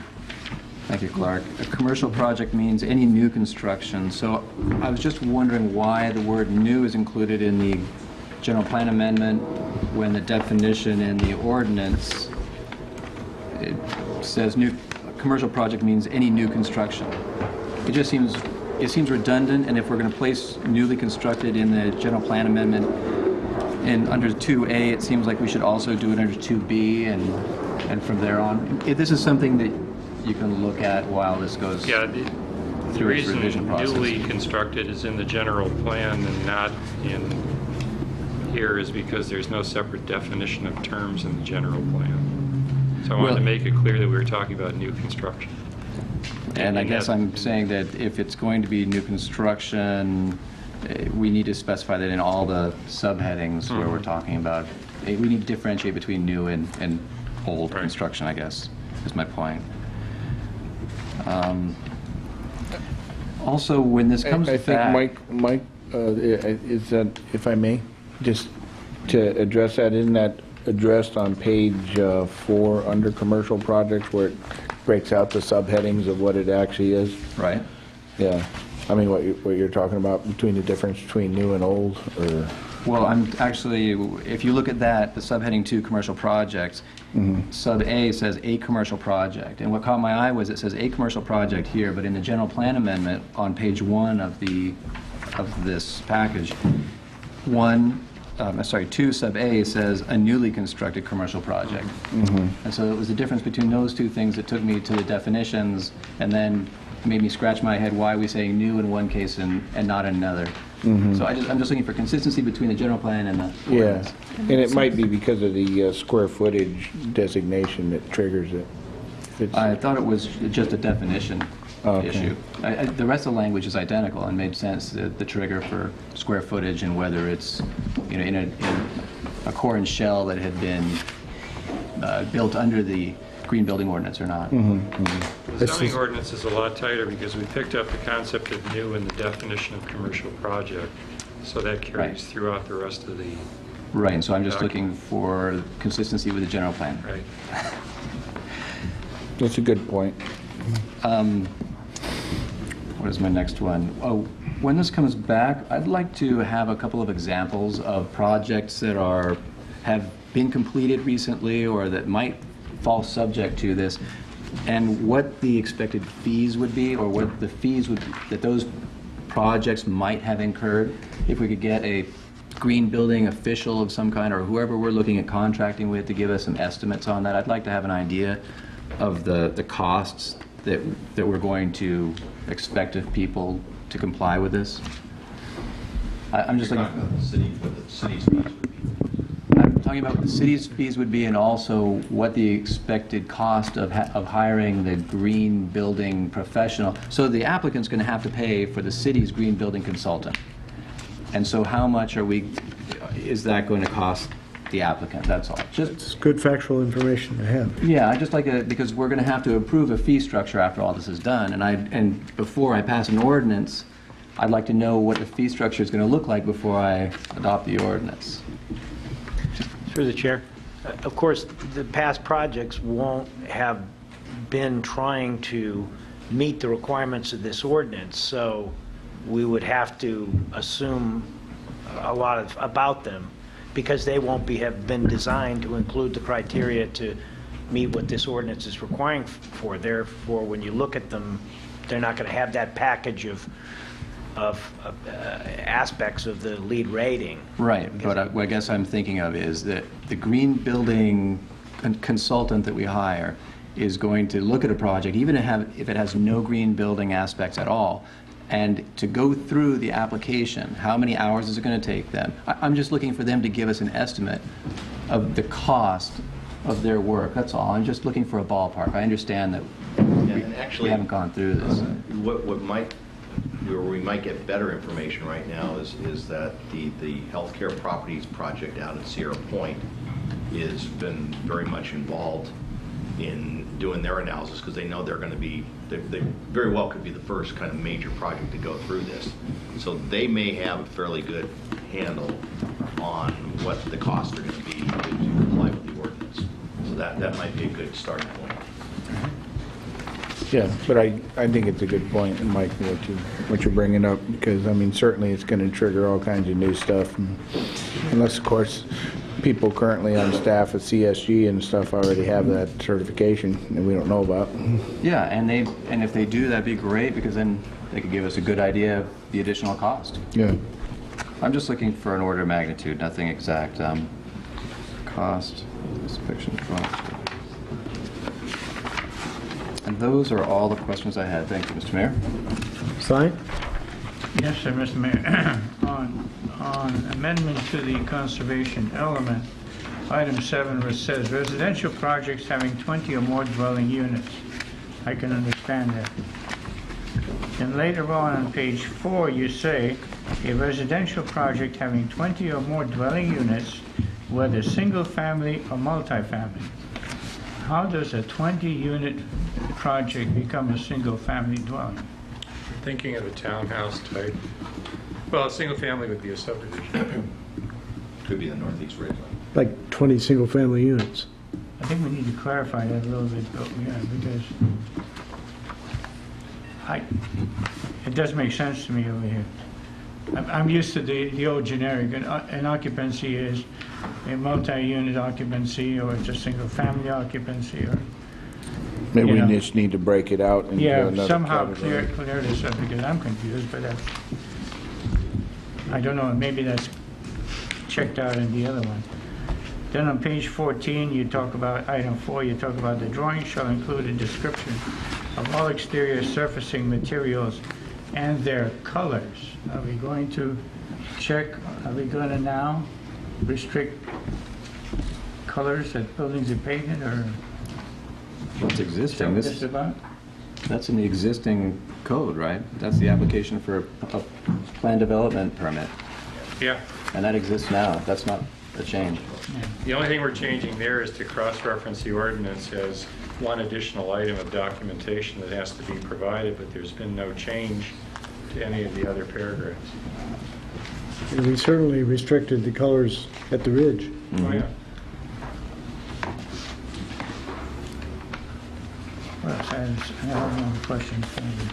But a single-family home wouldn't need a design permit, so if you're concerned about the colors of someone building a house, we don't regulate that. If we have a whole subdivision, though, the city is concerned about the color of the property. Is that what it says? Is that how? Well, it goes back to when a design permit is needed, and it wouldn't be needed for just a single family. Maybe we should house. clarify that a little bit, just. Well, it's in the other portion of that chapter dealing with design permits, which is not here, because all we're amending is the section listing out the application. Maybe in the next staff report, you'll specifically call out that question and why or why not it's an issue. Yeah, yeah. And then on 17, item 7, it talks about paving details and improved street width, curb-to-curb sidewalks, and driveway cuts. What has that got to do with green building? But again, that's part in of the existing. that's part of the existing code. Okay.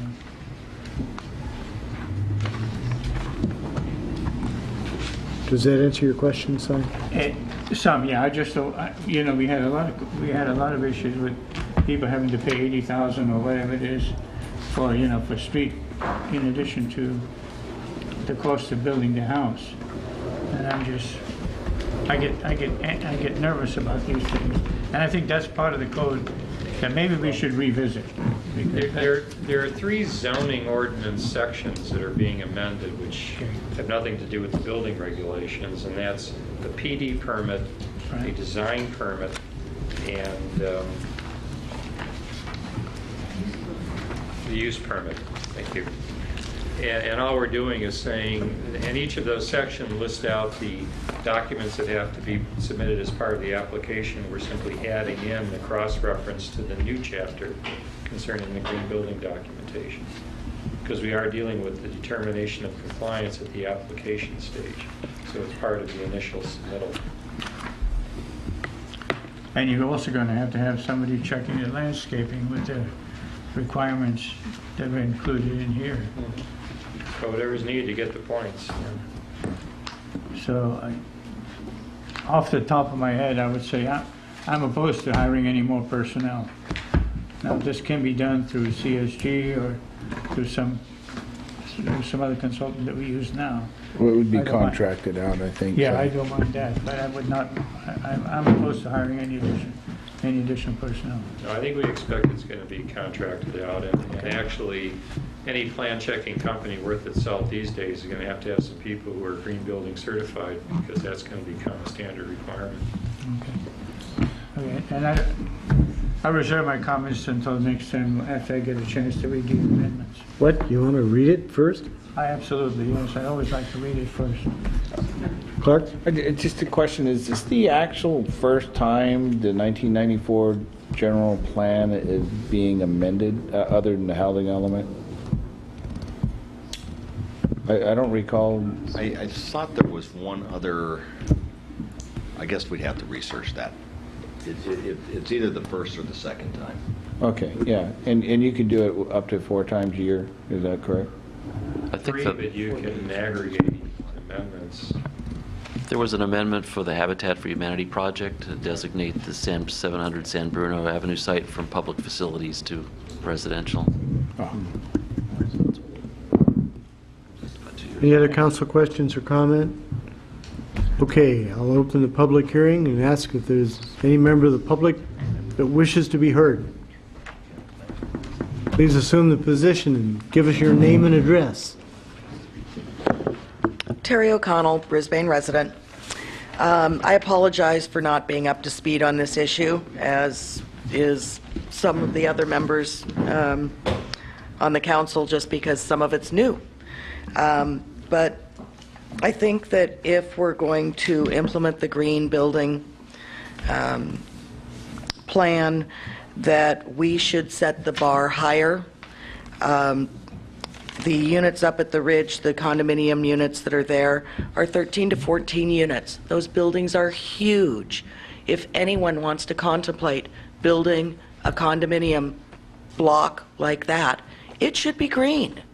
I'm sorry, 20 is too many.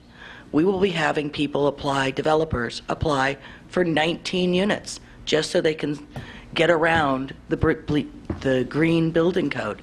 I think that any residential units should be a smaller number to be included in this. Otherwise, we're going to have a lot of building that is not green, and it shouldn't be that way. In this day and age, we really, really need to be as green as we possibly can.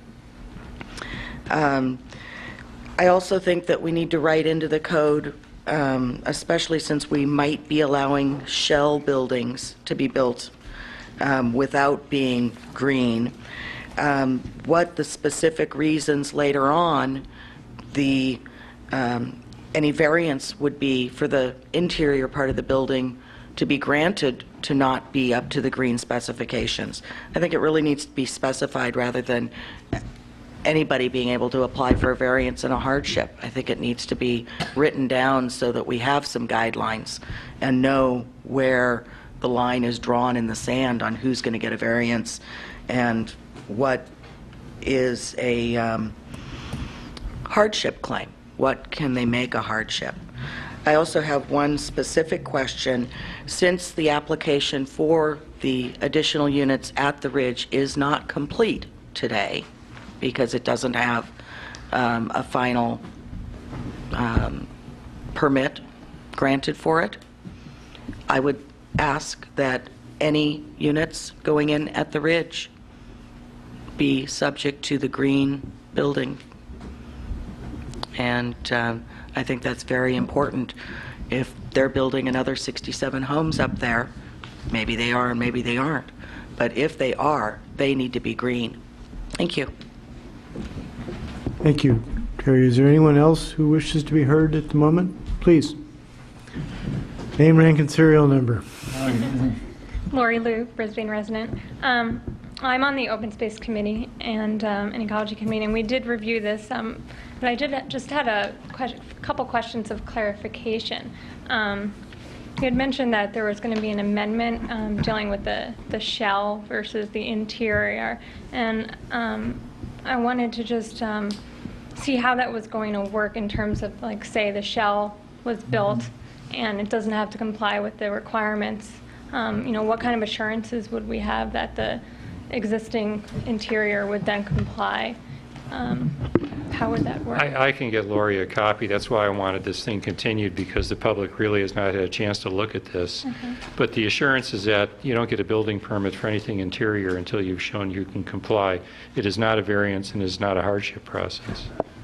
Okay, and since there's going to be an amendment, is that going to be, in terms of the procedure, is that going to be coming back to the Open Space and Ecology Committee or just to the Planning Commission and the City Council?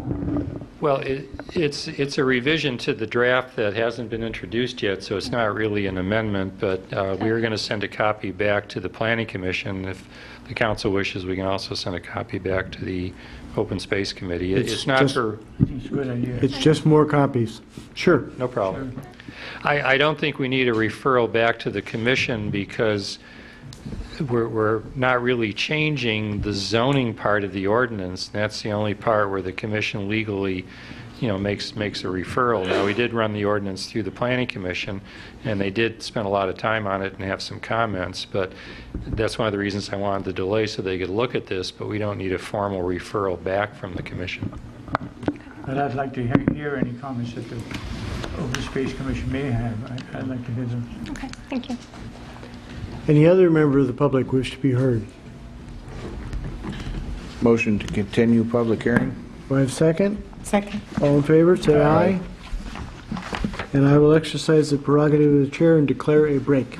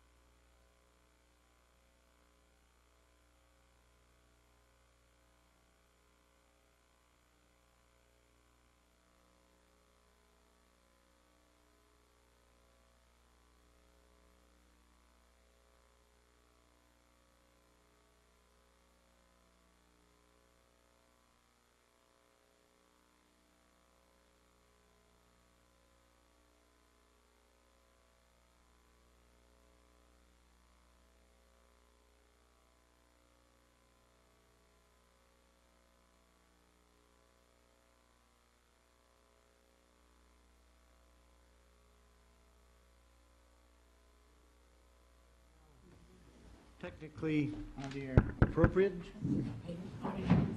Mr. Thank Prince? you, Mr. Mayor, members of the council. As I mentioned, the Bank of America submitted for a sign permit. They had signs on their building, as we all know, and that was the subject of a permit that was issued back in 1999. And the permit allowed 151 square feet.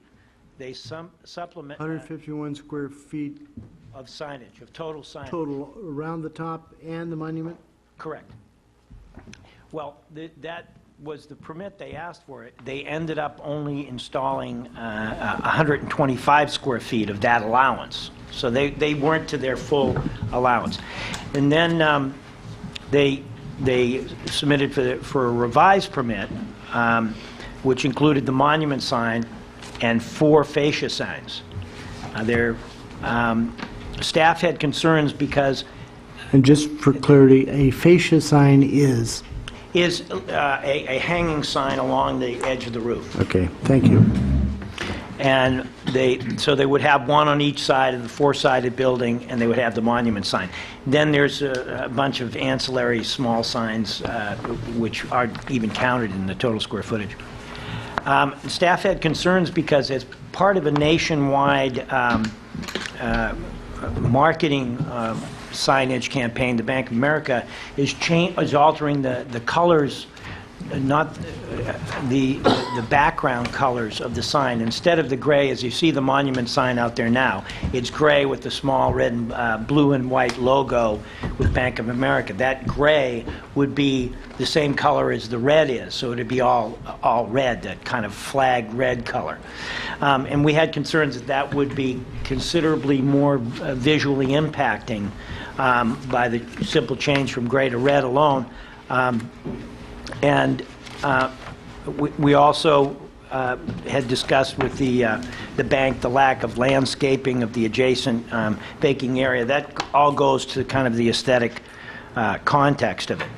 After the first Planning Commission meeting, the bank responded by reducing the total signage request to 125 square feet from 151, and eliminated one of the fascia signs on the south side. And they revised the illumination of the signs, so rather than the whole red background of the sign being illuminated, just the letters of the sign would be illuminated by a backlit technique behind the letters. The Planning Commission approved the revisions with the appropriate conditions, and now it has been appealed. And the Planning Commission did that by a 3-2 vote? 3-1. I believe there was one member missing. 3-2. Oh, excuse me, 3-2. Oh, I'm sorry. It was 3-2.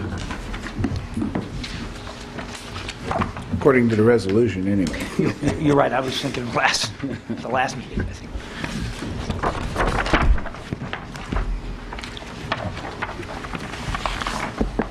Clark, do you want to lead off now with your concerns? Yeah. I have numerous concerns, one, this being our entryway into Brisbane, and 2, being a big red sign, and then having big red signs around basically a trailer, a temporary building that's been there. That I think it was Commissioner Hawini that brought it up 2 times during the first one, requesting about Bank of America's plans on building a new building, which was, as I understand, promised back in the 80s or something like that, that never transpired, never happened. And then looking at it, when some signage plans were approved or something like that on the condition that they plant that parking lot area, or that area where the new building was supposed to go, and that never happened, and now here we are 20-something years later, and they're asking for new signs again, when that promise of that never happened, the promise of a new building never happened, and they want to do this new marketing thing and put this nice crimson, almost like color around a trailer that seems pretty trashy, for lack of a better term, and that Personally, I would recommend denying it totally. If Not that's the putting no motion, new I'd like sign to second. until, that is a motion, and until Bank of America would like to come to the city of Brisbane and give us what their future plans are on building a new building of what they promised years ago to the gateway of our city. And Clark, if that's the motion, I'd like to second. We have a motion and a second. Do we have further council questions or discussion? Discussions, yes, I can. Would you like to discuss? I would love to. I think extremely bright, and I concur exactly with what Congressman Conway. In other words, you have nothing to add? No, I don't have anything to add, but I just wanted to voice my extreme concern about this too. Other council comment? Is there a representative? Is there a representative of Bank of America present? Would you like to stand up and be heard? And again, name, rank, and serial number. Of course. My name is Steve Alsop. I reside at 521 Fairview Drive, Cedar Rapids, Iowa. I'm here this evening on behalf of Bank of America. I think from Cedar Rapids? Yes. What's the connection? We work for Bank of America, and we'll be the producer, designer, and developer of the sign program in the Bay Area. I want to give you a little background information, and then clarify some of the questions that you had, Clark. When we started the process, we requested information from the city requesting what is the sign ordinances so that we could design a sign package appropriate to the square footage limitations and design characteristics applicable to that specific site.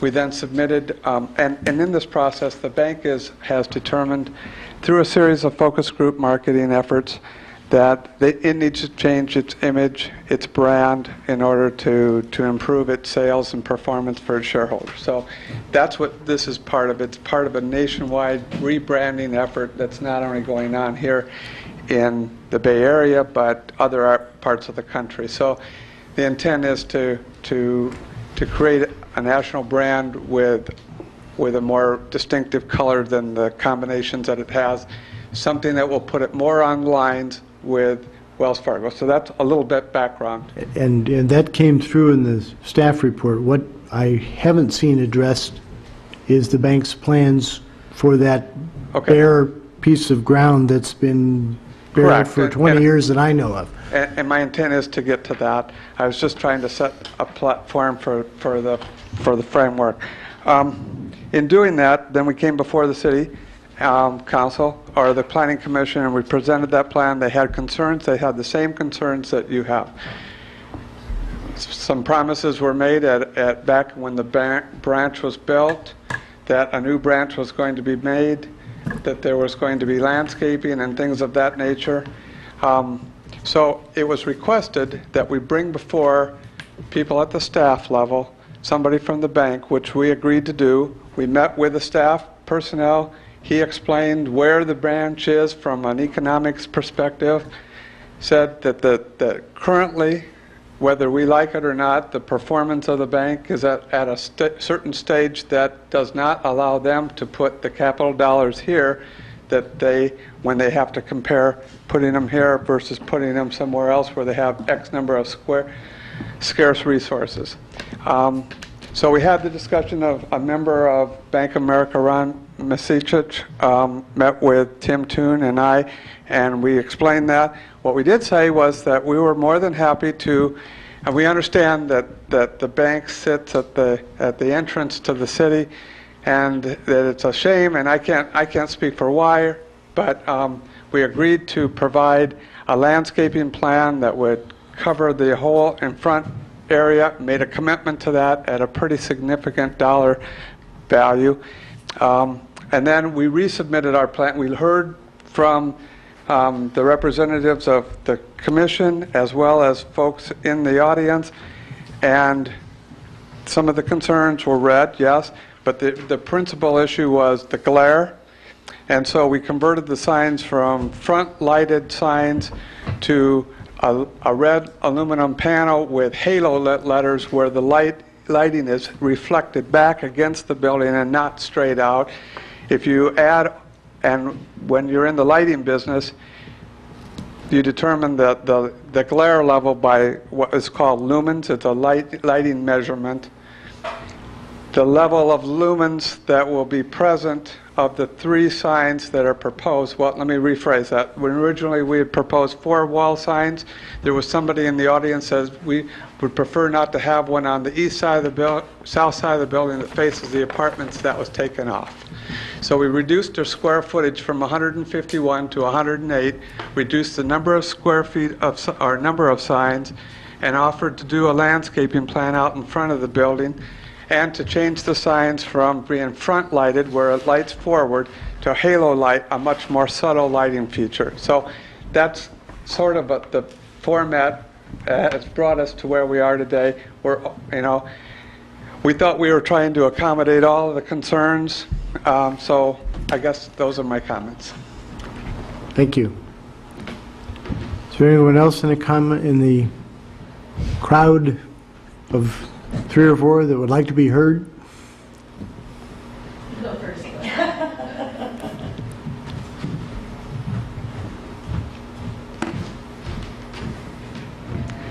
Cliff Lentz, 611 Humboldt Road. First, I want to thank Mr. Conway, Mr. Waldo for bringing this application for review at the council level. As you said, Mr. Conway, this property is located at the gateway of our community, and because of that, it's a sensitive location, and it needs a lot of sensitivity in regards to whatever application comes before the Planning Commission or the council.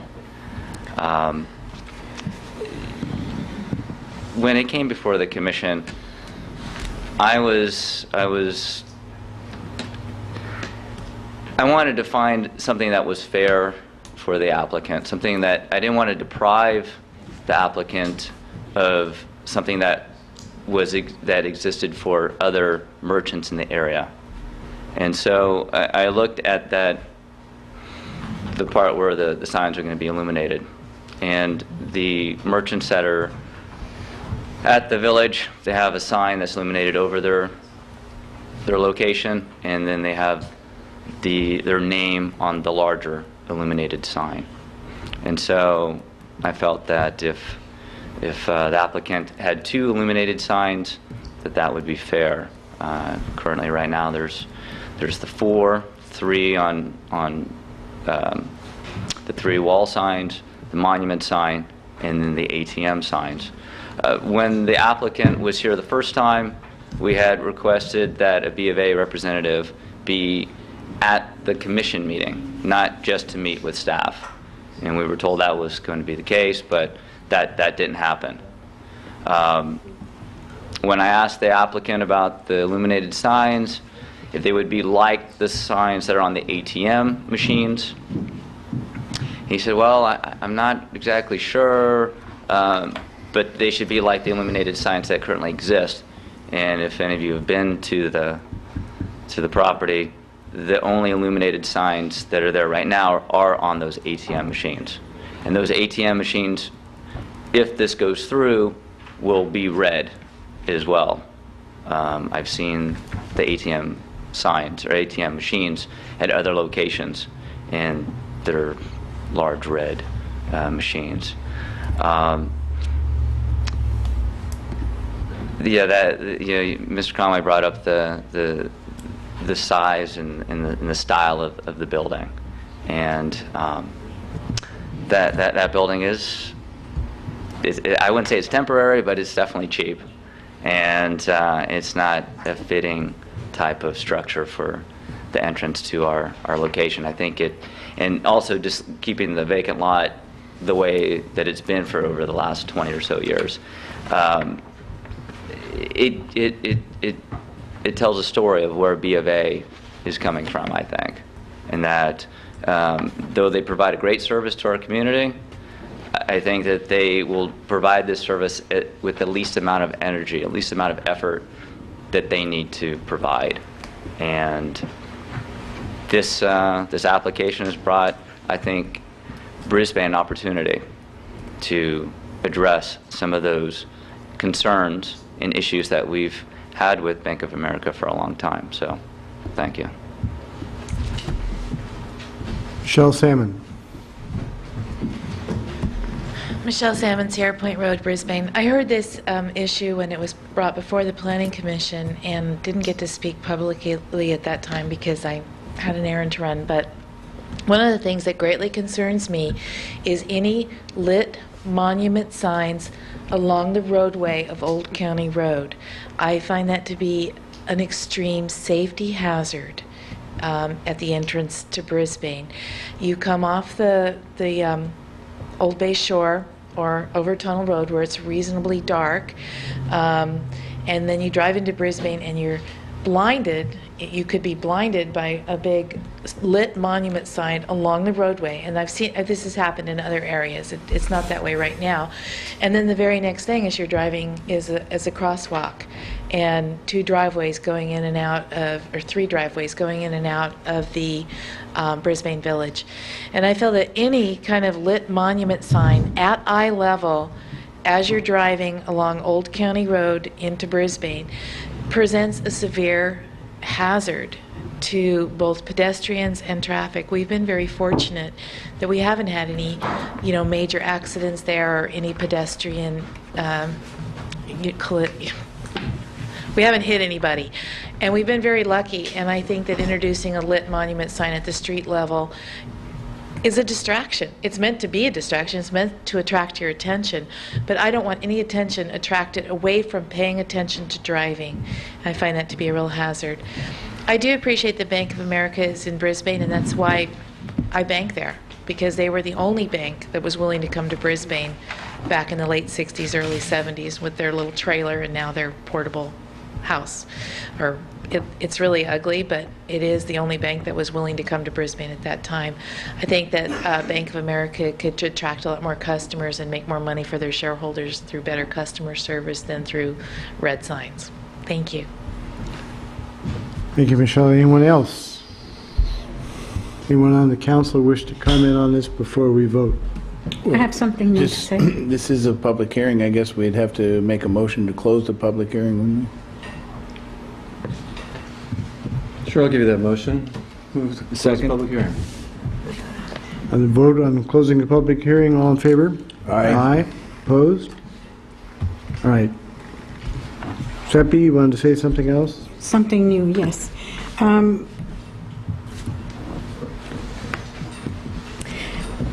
involved in budgeting, and I believe the Bank of America not wanting to, you're talking about not having the budget for it. I do not accept that. I do believe that it's a matter of priority. They think they can get away, and they have gotten away. They think because they're the only bank there in town, then we're going to go fall flat and do whatever they want to do. I totally resent the way that building is. I resent the fact that you're even saying that because of the financial conditions of the bank, they can't do anything about it. That is, to me, that is not acceptable, and I think it's a matter of priority in budgeting. That's the bottom line. Thank you. Anyone else?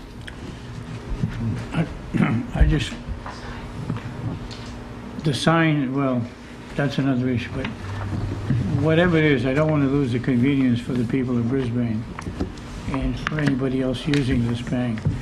Because if it does close, then it's going to consolidate with some other branch, probably in Visitation Valley, which is where we used to have to shop. And there you go again with environmental concerns about using more pollution, etc., to drive a longer distance. I'm not sure that's going to be the outcome, but that's the concern I do have. I would not want to lose the bank.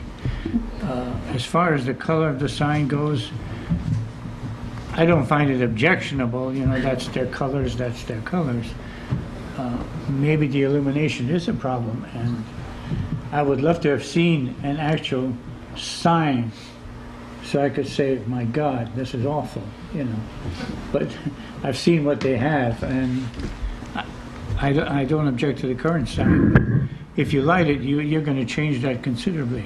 And you know, I have some concerns about that. Mr. Mayor, may I just follow up to Mr. Bologov's comment? I don't think we need to be concerned about Bank of America pulling out and for us not to have a bank. I can give you a bank that would come to Brisbane in no time at all. So I would not let that to be a concern to our citizens. They would have a bank. They're going to do a great job. So please don't give that indication that we are afraid Bank of America would pull out. That's not a concern. And if they do, there is somebody else that would come in. But that's not my bank. They can become your bank. Whoever the bank comes in doesn't mean I'm going to change and use them. But can we move on? There's no sense arguing about this. This is not going to go anywhere, Mr. Mayor. I'm sensing that. Do you wish to add anything?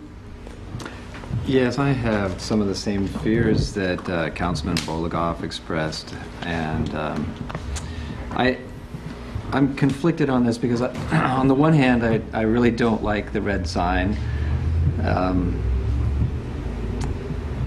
On the other hand, I'm concerned that we're punishing the bank for not following through on its promise to build a permanent facility over a sign, and I'm just, it may be our only leverage with them right now, but it seems to me that most of the decisions on the sign program are being made based on the bank's performance in not providing landscaping as promised or a permanent, more attractive architectural building as promised. So I'm having a hard time making a linkage between this sign program and their failure to deliver on past promises. And I am also concerned, as I mentioned, as Cy is, about having the only bank in town pull up stakes and leave. Obviously, they don't have a whole lot of capital invested in this facility, so I don't... Marginal cost is low. Yeah, and so I'm conflicted. I'd like to somehow persuade the bank through another means to build a permanent building. They are a part of the community. They seem to have been here for a long time, and they've made a lot of connections with people in the community. Those are my comments. Thank you. Mr. Mayor. Clark?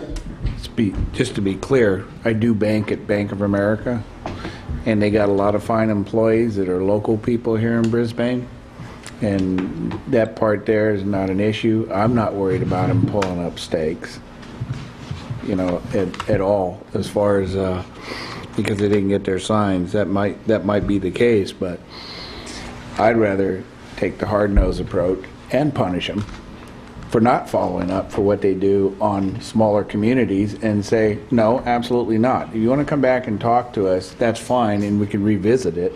You know, I'd leave the door open for that.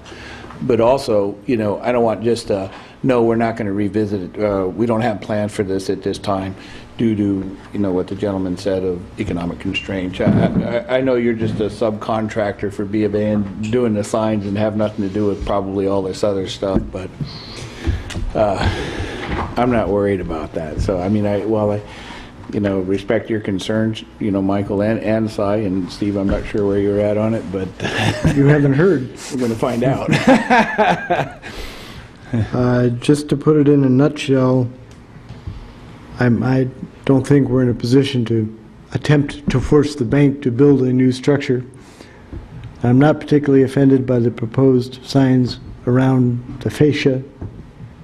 I share the concern about lighting the monument sign. So I suppose on the proposed motion, I will join with Clark and Seppi. I don't think you're going to force the bank to either landscape or sell the additional property it has until you find a commercial alternative that would like to acquire that property. And just like everybody else, I bank there too. All right, now we have a pending motion, which, now, remind me, it was simply to deny the application. Is that correct? That's correct. And keep the current signage. Okay. On the pending motion, are we ready to vote? Yes. All in favor? Aye. Aye. Opposed? No. No. Okay, we have 3-2 denial. Just like the planning commission. Yeah. Okay. Just went the other way, that's all. You know, Clark, they would have not been in this city, continue doing business if they weren't making money and Can we economically move, they were not. can we move on now? Yes, please. We're going to go to new business to receive report on the proposed business license changes.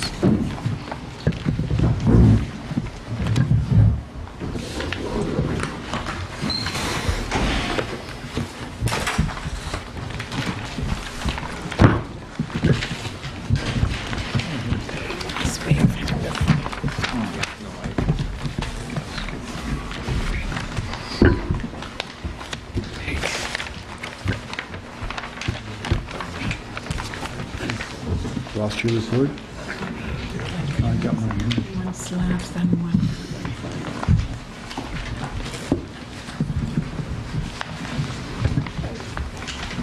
Thank you.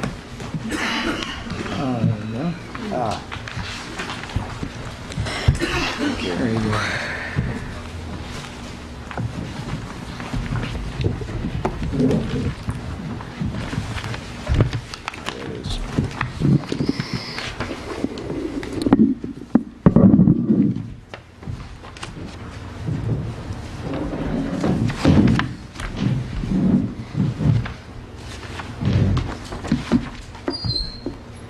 Mayor and Council. What I'd like to talk to you tonight about is the proposed change to the business license ordinance, talk a little bit about what the existing needs of the city are, talking about what the existing business license ordinance is, what the proposed changes are, and then the method for implementing any change that we're going to make, that council would like to make. Back at the mid-year budget, I presented a 5-year projection for the general fund. It showed at that time that there was a slight difference between expenditures and revenues, and that over between now and 2012 we would be drawing down the fund balance, and the fund balance is there. Expenditures a little bit higher than revenues. Back in February when I made the presentation, I talked that on an annual basis we would probably be able to make up that deficit year by year, but that is what the 5-year projection is. In addition to the ongoing needs of the city, we have a number of infrastructure issues that are outstanding in the city, including building a library, a gymnasium, water and sewer issues, storm drainage. Not all of these would be paid for through the general fund. Some of them might be paid for by development as development occurs in the city. So that's kind of a little, very quick synopsis on where our financial needs are in the city. Our current ordinance generates about $360,000 a year. It was last updated in 1984, and it's on a sliding scale based on gross receipts. For a business that has receipts of up to $50,000, they pay a flat $50. So that's a tenth of a cent per dollar if you make the maximum $50,000. For businesses that are over $10 million, they pay 0.0004 cents per dollar on their gross receipts. So that's how the sliding scale works. The more you make in gross receipts, the less you pay per dollar. Where we are in the market right now, we looked at comparing ourselves to Menlo Park, Daly City, East Palo Alto, and Emeryville. Part of it was because of their location. Part of it was the type of businesses that are located and the type of land that is there. If you notice, currently Brisbane is at the lowest. On the left side of the chart is the amount of money that would be paid under the current ordinances, and under the bottom is gross receipts in millions of dollars. So a $25 million business in Emeryville would pay about $20,000, and one in Brisbane would pay slightly over $1,500. Some of the proposed changes based on going through the council subcommittee is that there would be no change to businesses with gross receipts below $10 million. For businesses above $10 million and above, it would be a 0.0075 cents per dollar with a maximum payment of $35,000 and a minimum of $1,300. There would be a reduction based on... And that maximum and minimum applies to the over 10 million? Over 10 million. Thank you. There would be a reduction on business license based on the sales tax generated for the city by a business. So if a business has $10 million worth of gross receipts, according to this ordinance, they would pay $7,500. However, if they generated sales tax in excess of $7,500, they would pay a minimum of $1,300 in business license. So there would be an offset for the sales tax generated. Sales tax is our largest revenue source, as if you remember from past budget presentations. Based on these changes, the city could generate up to $450,000 in new revenue as of today. The next question is, where would this change put us in the market? For businesses that the city generates sales tax from, it would still put us at the bottom of the range at $1,300. It would still be cheaper. For businesses that don't generate sales tax, for the $25 million business, it puts us pretty close to Emeryville, as does the one with $50 million. For those at $100 million and more, it would put us pretty much in the middle of the pack. One of the comments I've received is that Daly City doesn't have very many $100 million corporations, but if they did, that would be where we would be with them. Some of the concerns that we've heard from the business community over the past is that this change is happening too fast for them, that there was not enough input from the business community for this process, that they had a question of what the definition of gross receipts are, and that there would be too many businesses impacted.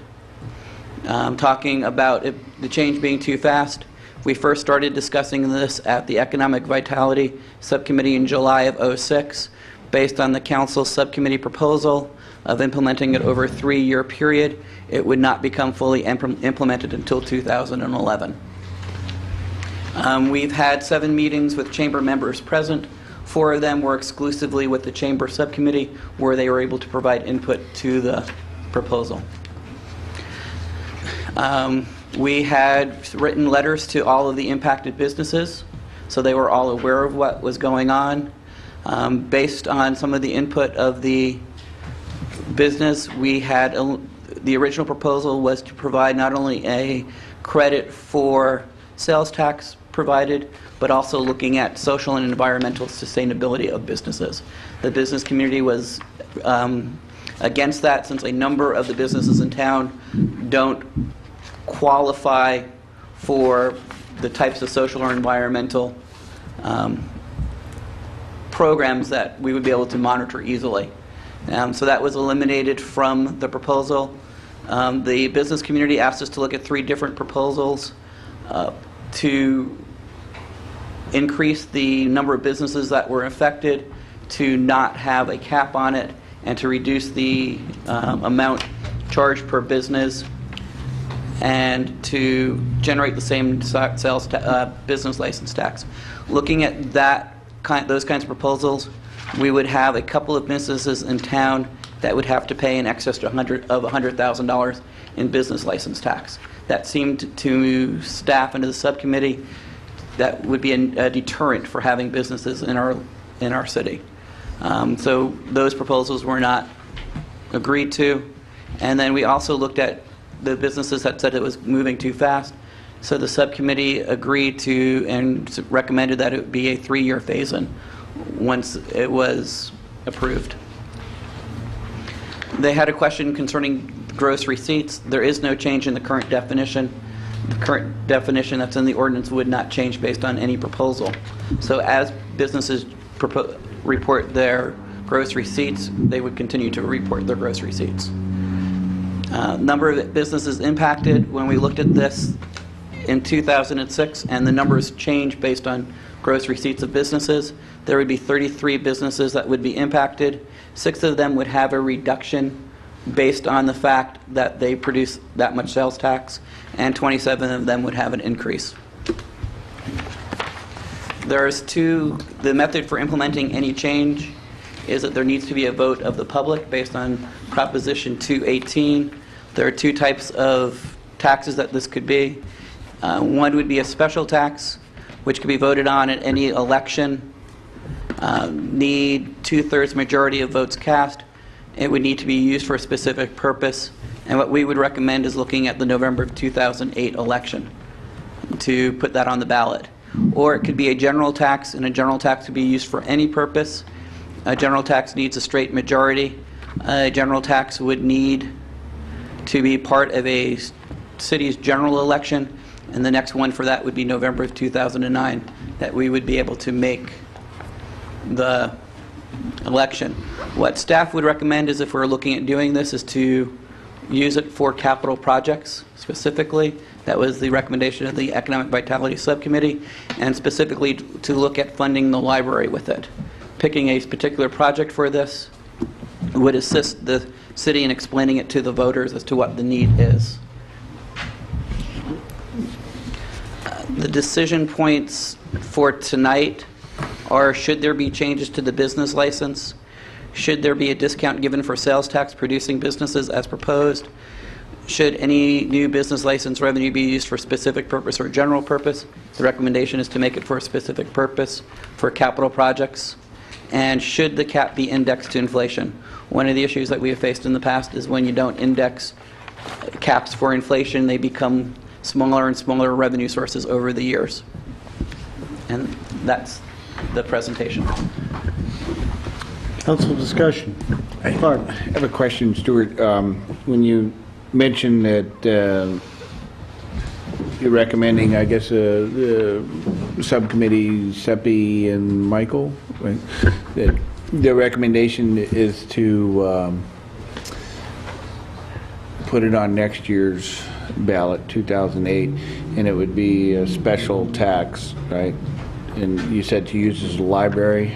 This would actually be an ongoing funding, so is this just for the library only, or after that for other city facilities? Are you saying? It would be for other capital projects after that. Oh, okay.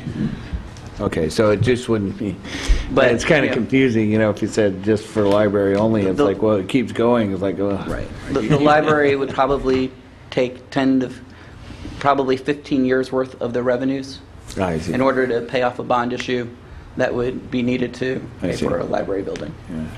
And that would take a 2/3 vote. Correct. And With if a it- special tax. And if it failed in that election, could it then go on the next ballot as a general? Yes. Great.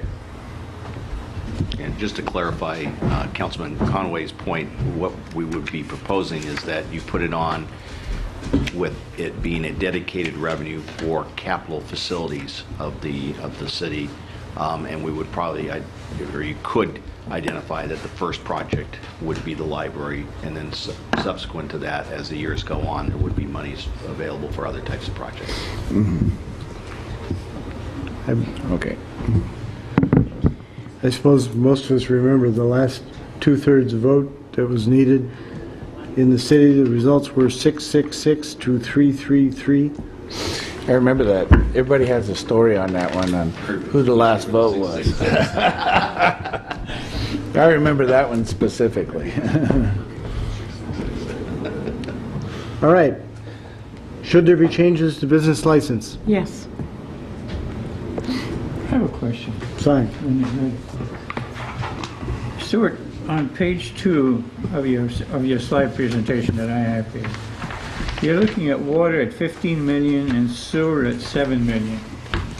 Now, some 10 years ago, I guess, if it's been that long, we decided on raising the water and sewer rates to pay for the repair of the infrastructure.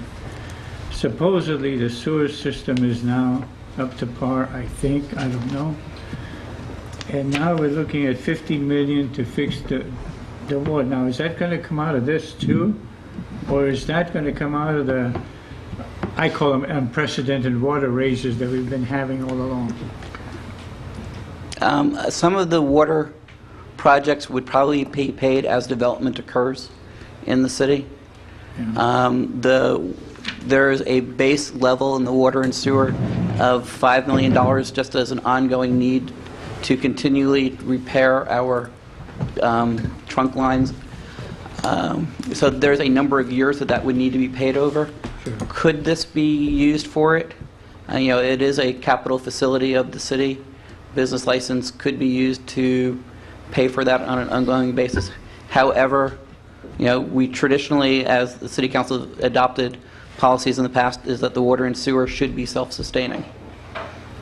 So, the recommendation at this point would not be to use this revenue for that, but to look at, potentially development to pay for some of it and to look on ongoing rates to pay for part of it as it's needed to be replaced. Well, that was a concern I had because of those meetings we had. We raised the rates and so we've got this sewer repaired, I guess, and now we're due to repair the water system. And does the Water and Sewer Enterprise Fund have sufficient, or whatever that fund was, have sufficient money to now start working on the water system? Maybe we should be asking the city engineer, but perhaps you could come back with that. Perhaps you could come back with that at a later date rather than, confuse the issue for you here. Well, if I could piggyback on that a little bit, I think that if we do something like this, that I don't think we should discount it. I think that, looking at water and sewer rates are climbing through the roof. I agree with Si, and I think that, if we earmark something like this, that, to an election, go to the people and stuff like that, I think this is a vehicle that can help provide that capital funding, because I personally don't think that should be put all on the users, on the capital funding, and that, we have to find other sources, and we're always struggling to do that. I mean, I've heard you say that. Yeah. Well, I'm consistent. Yeah. So I think this would do it. This is a capital, I mean, if it passed by the 2/3 vote, it would pay for the capital infrastructure costs of things such as a water and sewer system after. So I think the point is, counter to what Stuart's saying, is that we should keep that in there to use that as a vehicle. We should write that as broad as possible to provide this council and future councils as much flexibility on how it would be used. At the risk of moving us back to the specific question, the first one is, should there be changes to the business license? Sure.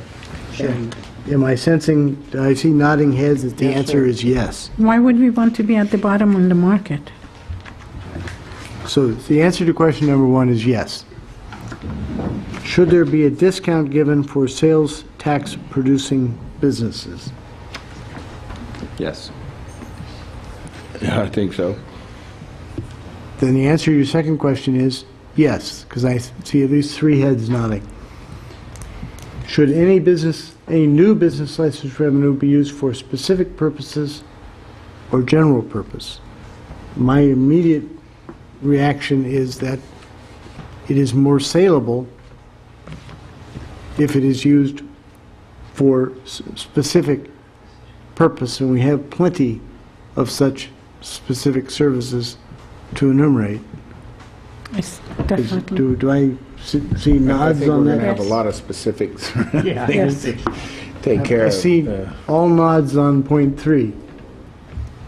And the next question is, should the cap be indexed to inflation? Yes. I see. Well, I see at least 3, yeah. I see a majority of nods. That one's going to take some further study. Prop 218 would allow adjustments, but by an ascertainable formula. So I'll have to sit down with Stuart. We may have to have some percentage per year, but not exceeding the CPI. Or if the CPI is less, it would be less. We'll have to look into that one. And now a question that you don't have up here is whether there should be a 2/3 vote in 08 or a 50-50 vote in 09. And my practical experience in Brisbane is that you'd get a 50% vote. I don't think you can get a 2/3 vote. But I say go for the 2/3 vote, and if you don't get it, then the year later you go for the 50%. I agree. I agree that we should do the 2/3 vote because it's for specificity, where The other one is for general. Certainly. My impression is that I'm outvoted, so your general direction is 2/3 in 88, in 08. I have a quick question. Fire, sorry. You mentioned that you did discuss this with the businesses. Now, it's known that there are some 4 or 5 that really carry the bulk of our budget. How did they take? How are they among the 6? Those would be actually very happy about it because they would get the discount from the sales tax and their business license would go down. I mean, that was one of the rationales that the idea was to provide incentive for more sales tax producing businesses in town. That's why we wrote it, why we're recommending it the way we are. Okay, thank you. I had one question, though, in regards to the opposite of inflation. What if we have deflation?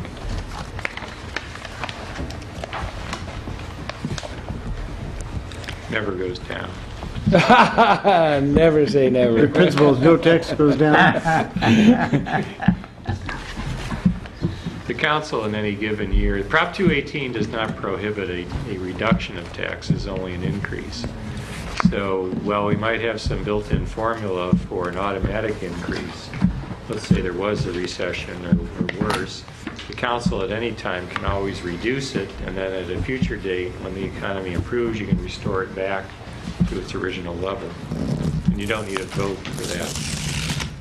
So you now have the instruction, whether you wished it or not. We will bring back an ordinance at some future date. Thank you. Staff report, city manager's report. Mr. Mayor, just one item just for your future planning.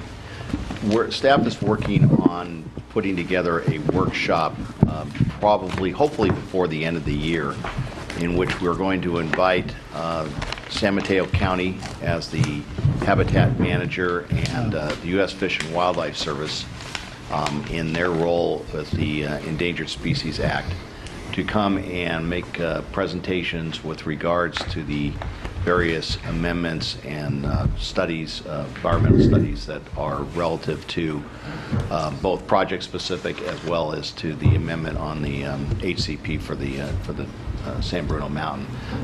One of the things that I have noticed in talking to a number of people in the community and as well as folks outside who are actually even working on all this is that there's a little bit of confusion as to how all of these processes and amendments and studies kind of work together, and what the sequence of events are. And I thought that might be helpful for the council as well as for members of the community as you move forward, probably next year with actually hearing the project on the Northeast Ridge. But this would be not specific to just the project, but also deal with the overall San Bruno Mountain management issues. So we're working on trying to put that together, but it'll hopefully be before the end of the year. Questions, sir? Hey, is it possible to find out how much money it's going to take to keep running the HCP? I mean, I don't want to suddenly run out of money and say, oh my God, we've got to do something about it. We get a report of just a ballpark figure what it costs each year, how long this will last, and when we should be looking at perhaps doing something. Well, and I'd take it a step further. I think you should have information on how new dollars would be spent and where the priorities of new dollars would be allocated. So, okay. Yes, I think we'll try to bring all that to you. And also, what happens when the HCP goes away? Because it has a finite lifespan. So it'd be nice to hear what the future holds there, too. What that process is about and what happens, right? Yeah. Is there continued funding for whatever entity comes after the HCP, or what? Right. Change channels. It's nothing to do with that. But after the election in November, we're going to have a council workshop on one of the Sundays. We need to schedule. We haven't put that in the schedule. Haven't put that in the schedule yet, but usually we do. I think last year we actually did one in December. We did it in November. Did we do it in November? Okay. We did it before council rotation, which is what we agreed upon. Okay. Well, we'll work on putting together a date for that. Okay. Not the 25th either. Fair enough. It's Thanksgiving weekend. Okay. Anything else? Coming out of oral communications number 2. Michelle. Michelle Salmon, Sierra Point Road, Brisbane. When I asked about the archaeological consequences of not having an archaeologist on site or an archaeologist report, the city staff said that they would be coming back to you with a report. The documents that I originally gave you on the 17th of September, I believe it was, this page talks about the mitigation measures and a little bit about what the research was that led to Ordinance 351 requesting that there's an archaeologist on site. And you all have a copy, and I hope that you read it.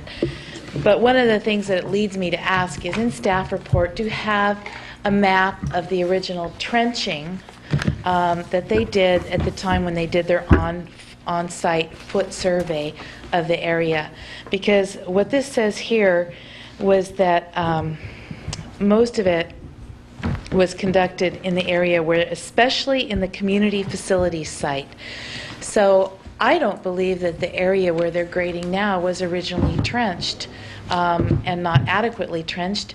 And if it had been, there wouldn't be that provision in Ordinance 351 requesting an archaeologist report before any grading ensued. So I would request, Mr. Mayor, that you ask city staff to include the original trenching maps that were done and the 1974 survey that Holman did that led to this. The mountain has a lot of different archaeological sites on it, and I feel that even though our planning director has a great deal of experience with planning, neither he nor I are professional archaeologists. And I would like to see the trenching reports, and I think that the reason that the Ordinance 351 asked for a professional archaeologist was because the likelihood of finding more archaeological sites on San Bruno Mountain, and especially in the area surrounding the old salt marshes, it gave evidence that there would be more sites found, and that's why that requirement was there. And we continue and persist in ignoring the documents and the concerns and the care that we put in place back in 1983 and 1989. And I don't understand why we do that. So I would really like to request those documents be included in staff report on this issue. And when we get the staff report back, staff will do the best that it can with its available records to address those questions. Okay, and one other thing, Mr. Mayor, is that I would like us to begin enforcing our own rules and regulations and modifications that we've put in place. Unfortunately, I know Brisbane's strapped, always for cash. I mean, I don't know how many millions of dollars we are in debt. But if we have things where we say that we're going to monitor something and we've put these safeguards in place and then we don't do it, what's the point? We didn't monitor or complain enough about the dust in the quarry during the time when it was in full operations, even though everything was there in play for it. We have not monitored the HCP the way that we should have, and we've not monitored the development up there. We talk about the eucalyptus permit. That was 18 years ago, and they haven't thinned a single solitary tree up there in that area in 18 years. And now all of a sudden, because they want to build, it's a hot topic. So I don't understand why we're not doing our jobs better in terms of monitoring the laws and ordinances that we put in place to protect the people of Brisbane and the habitat. Thank you. Is there anyone else? I move then that we adjourn to closed session.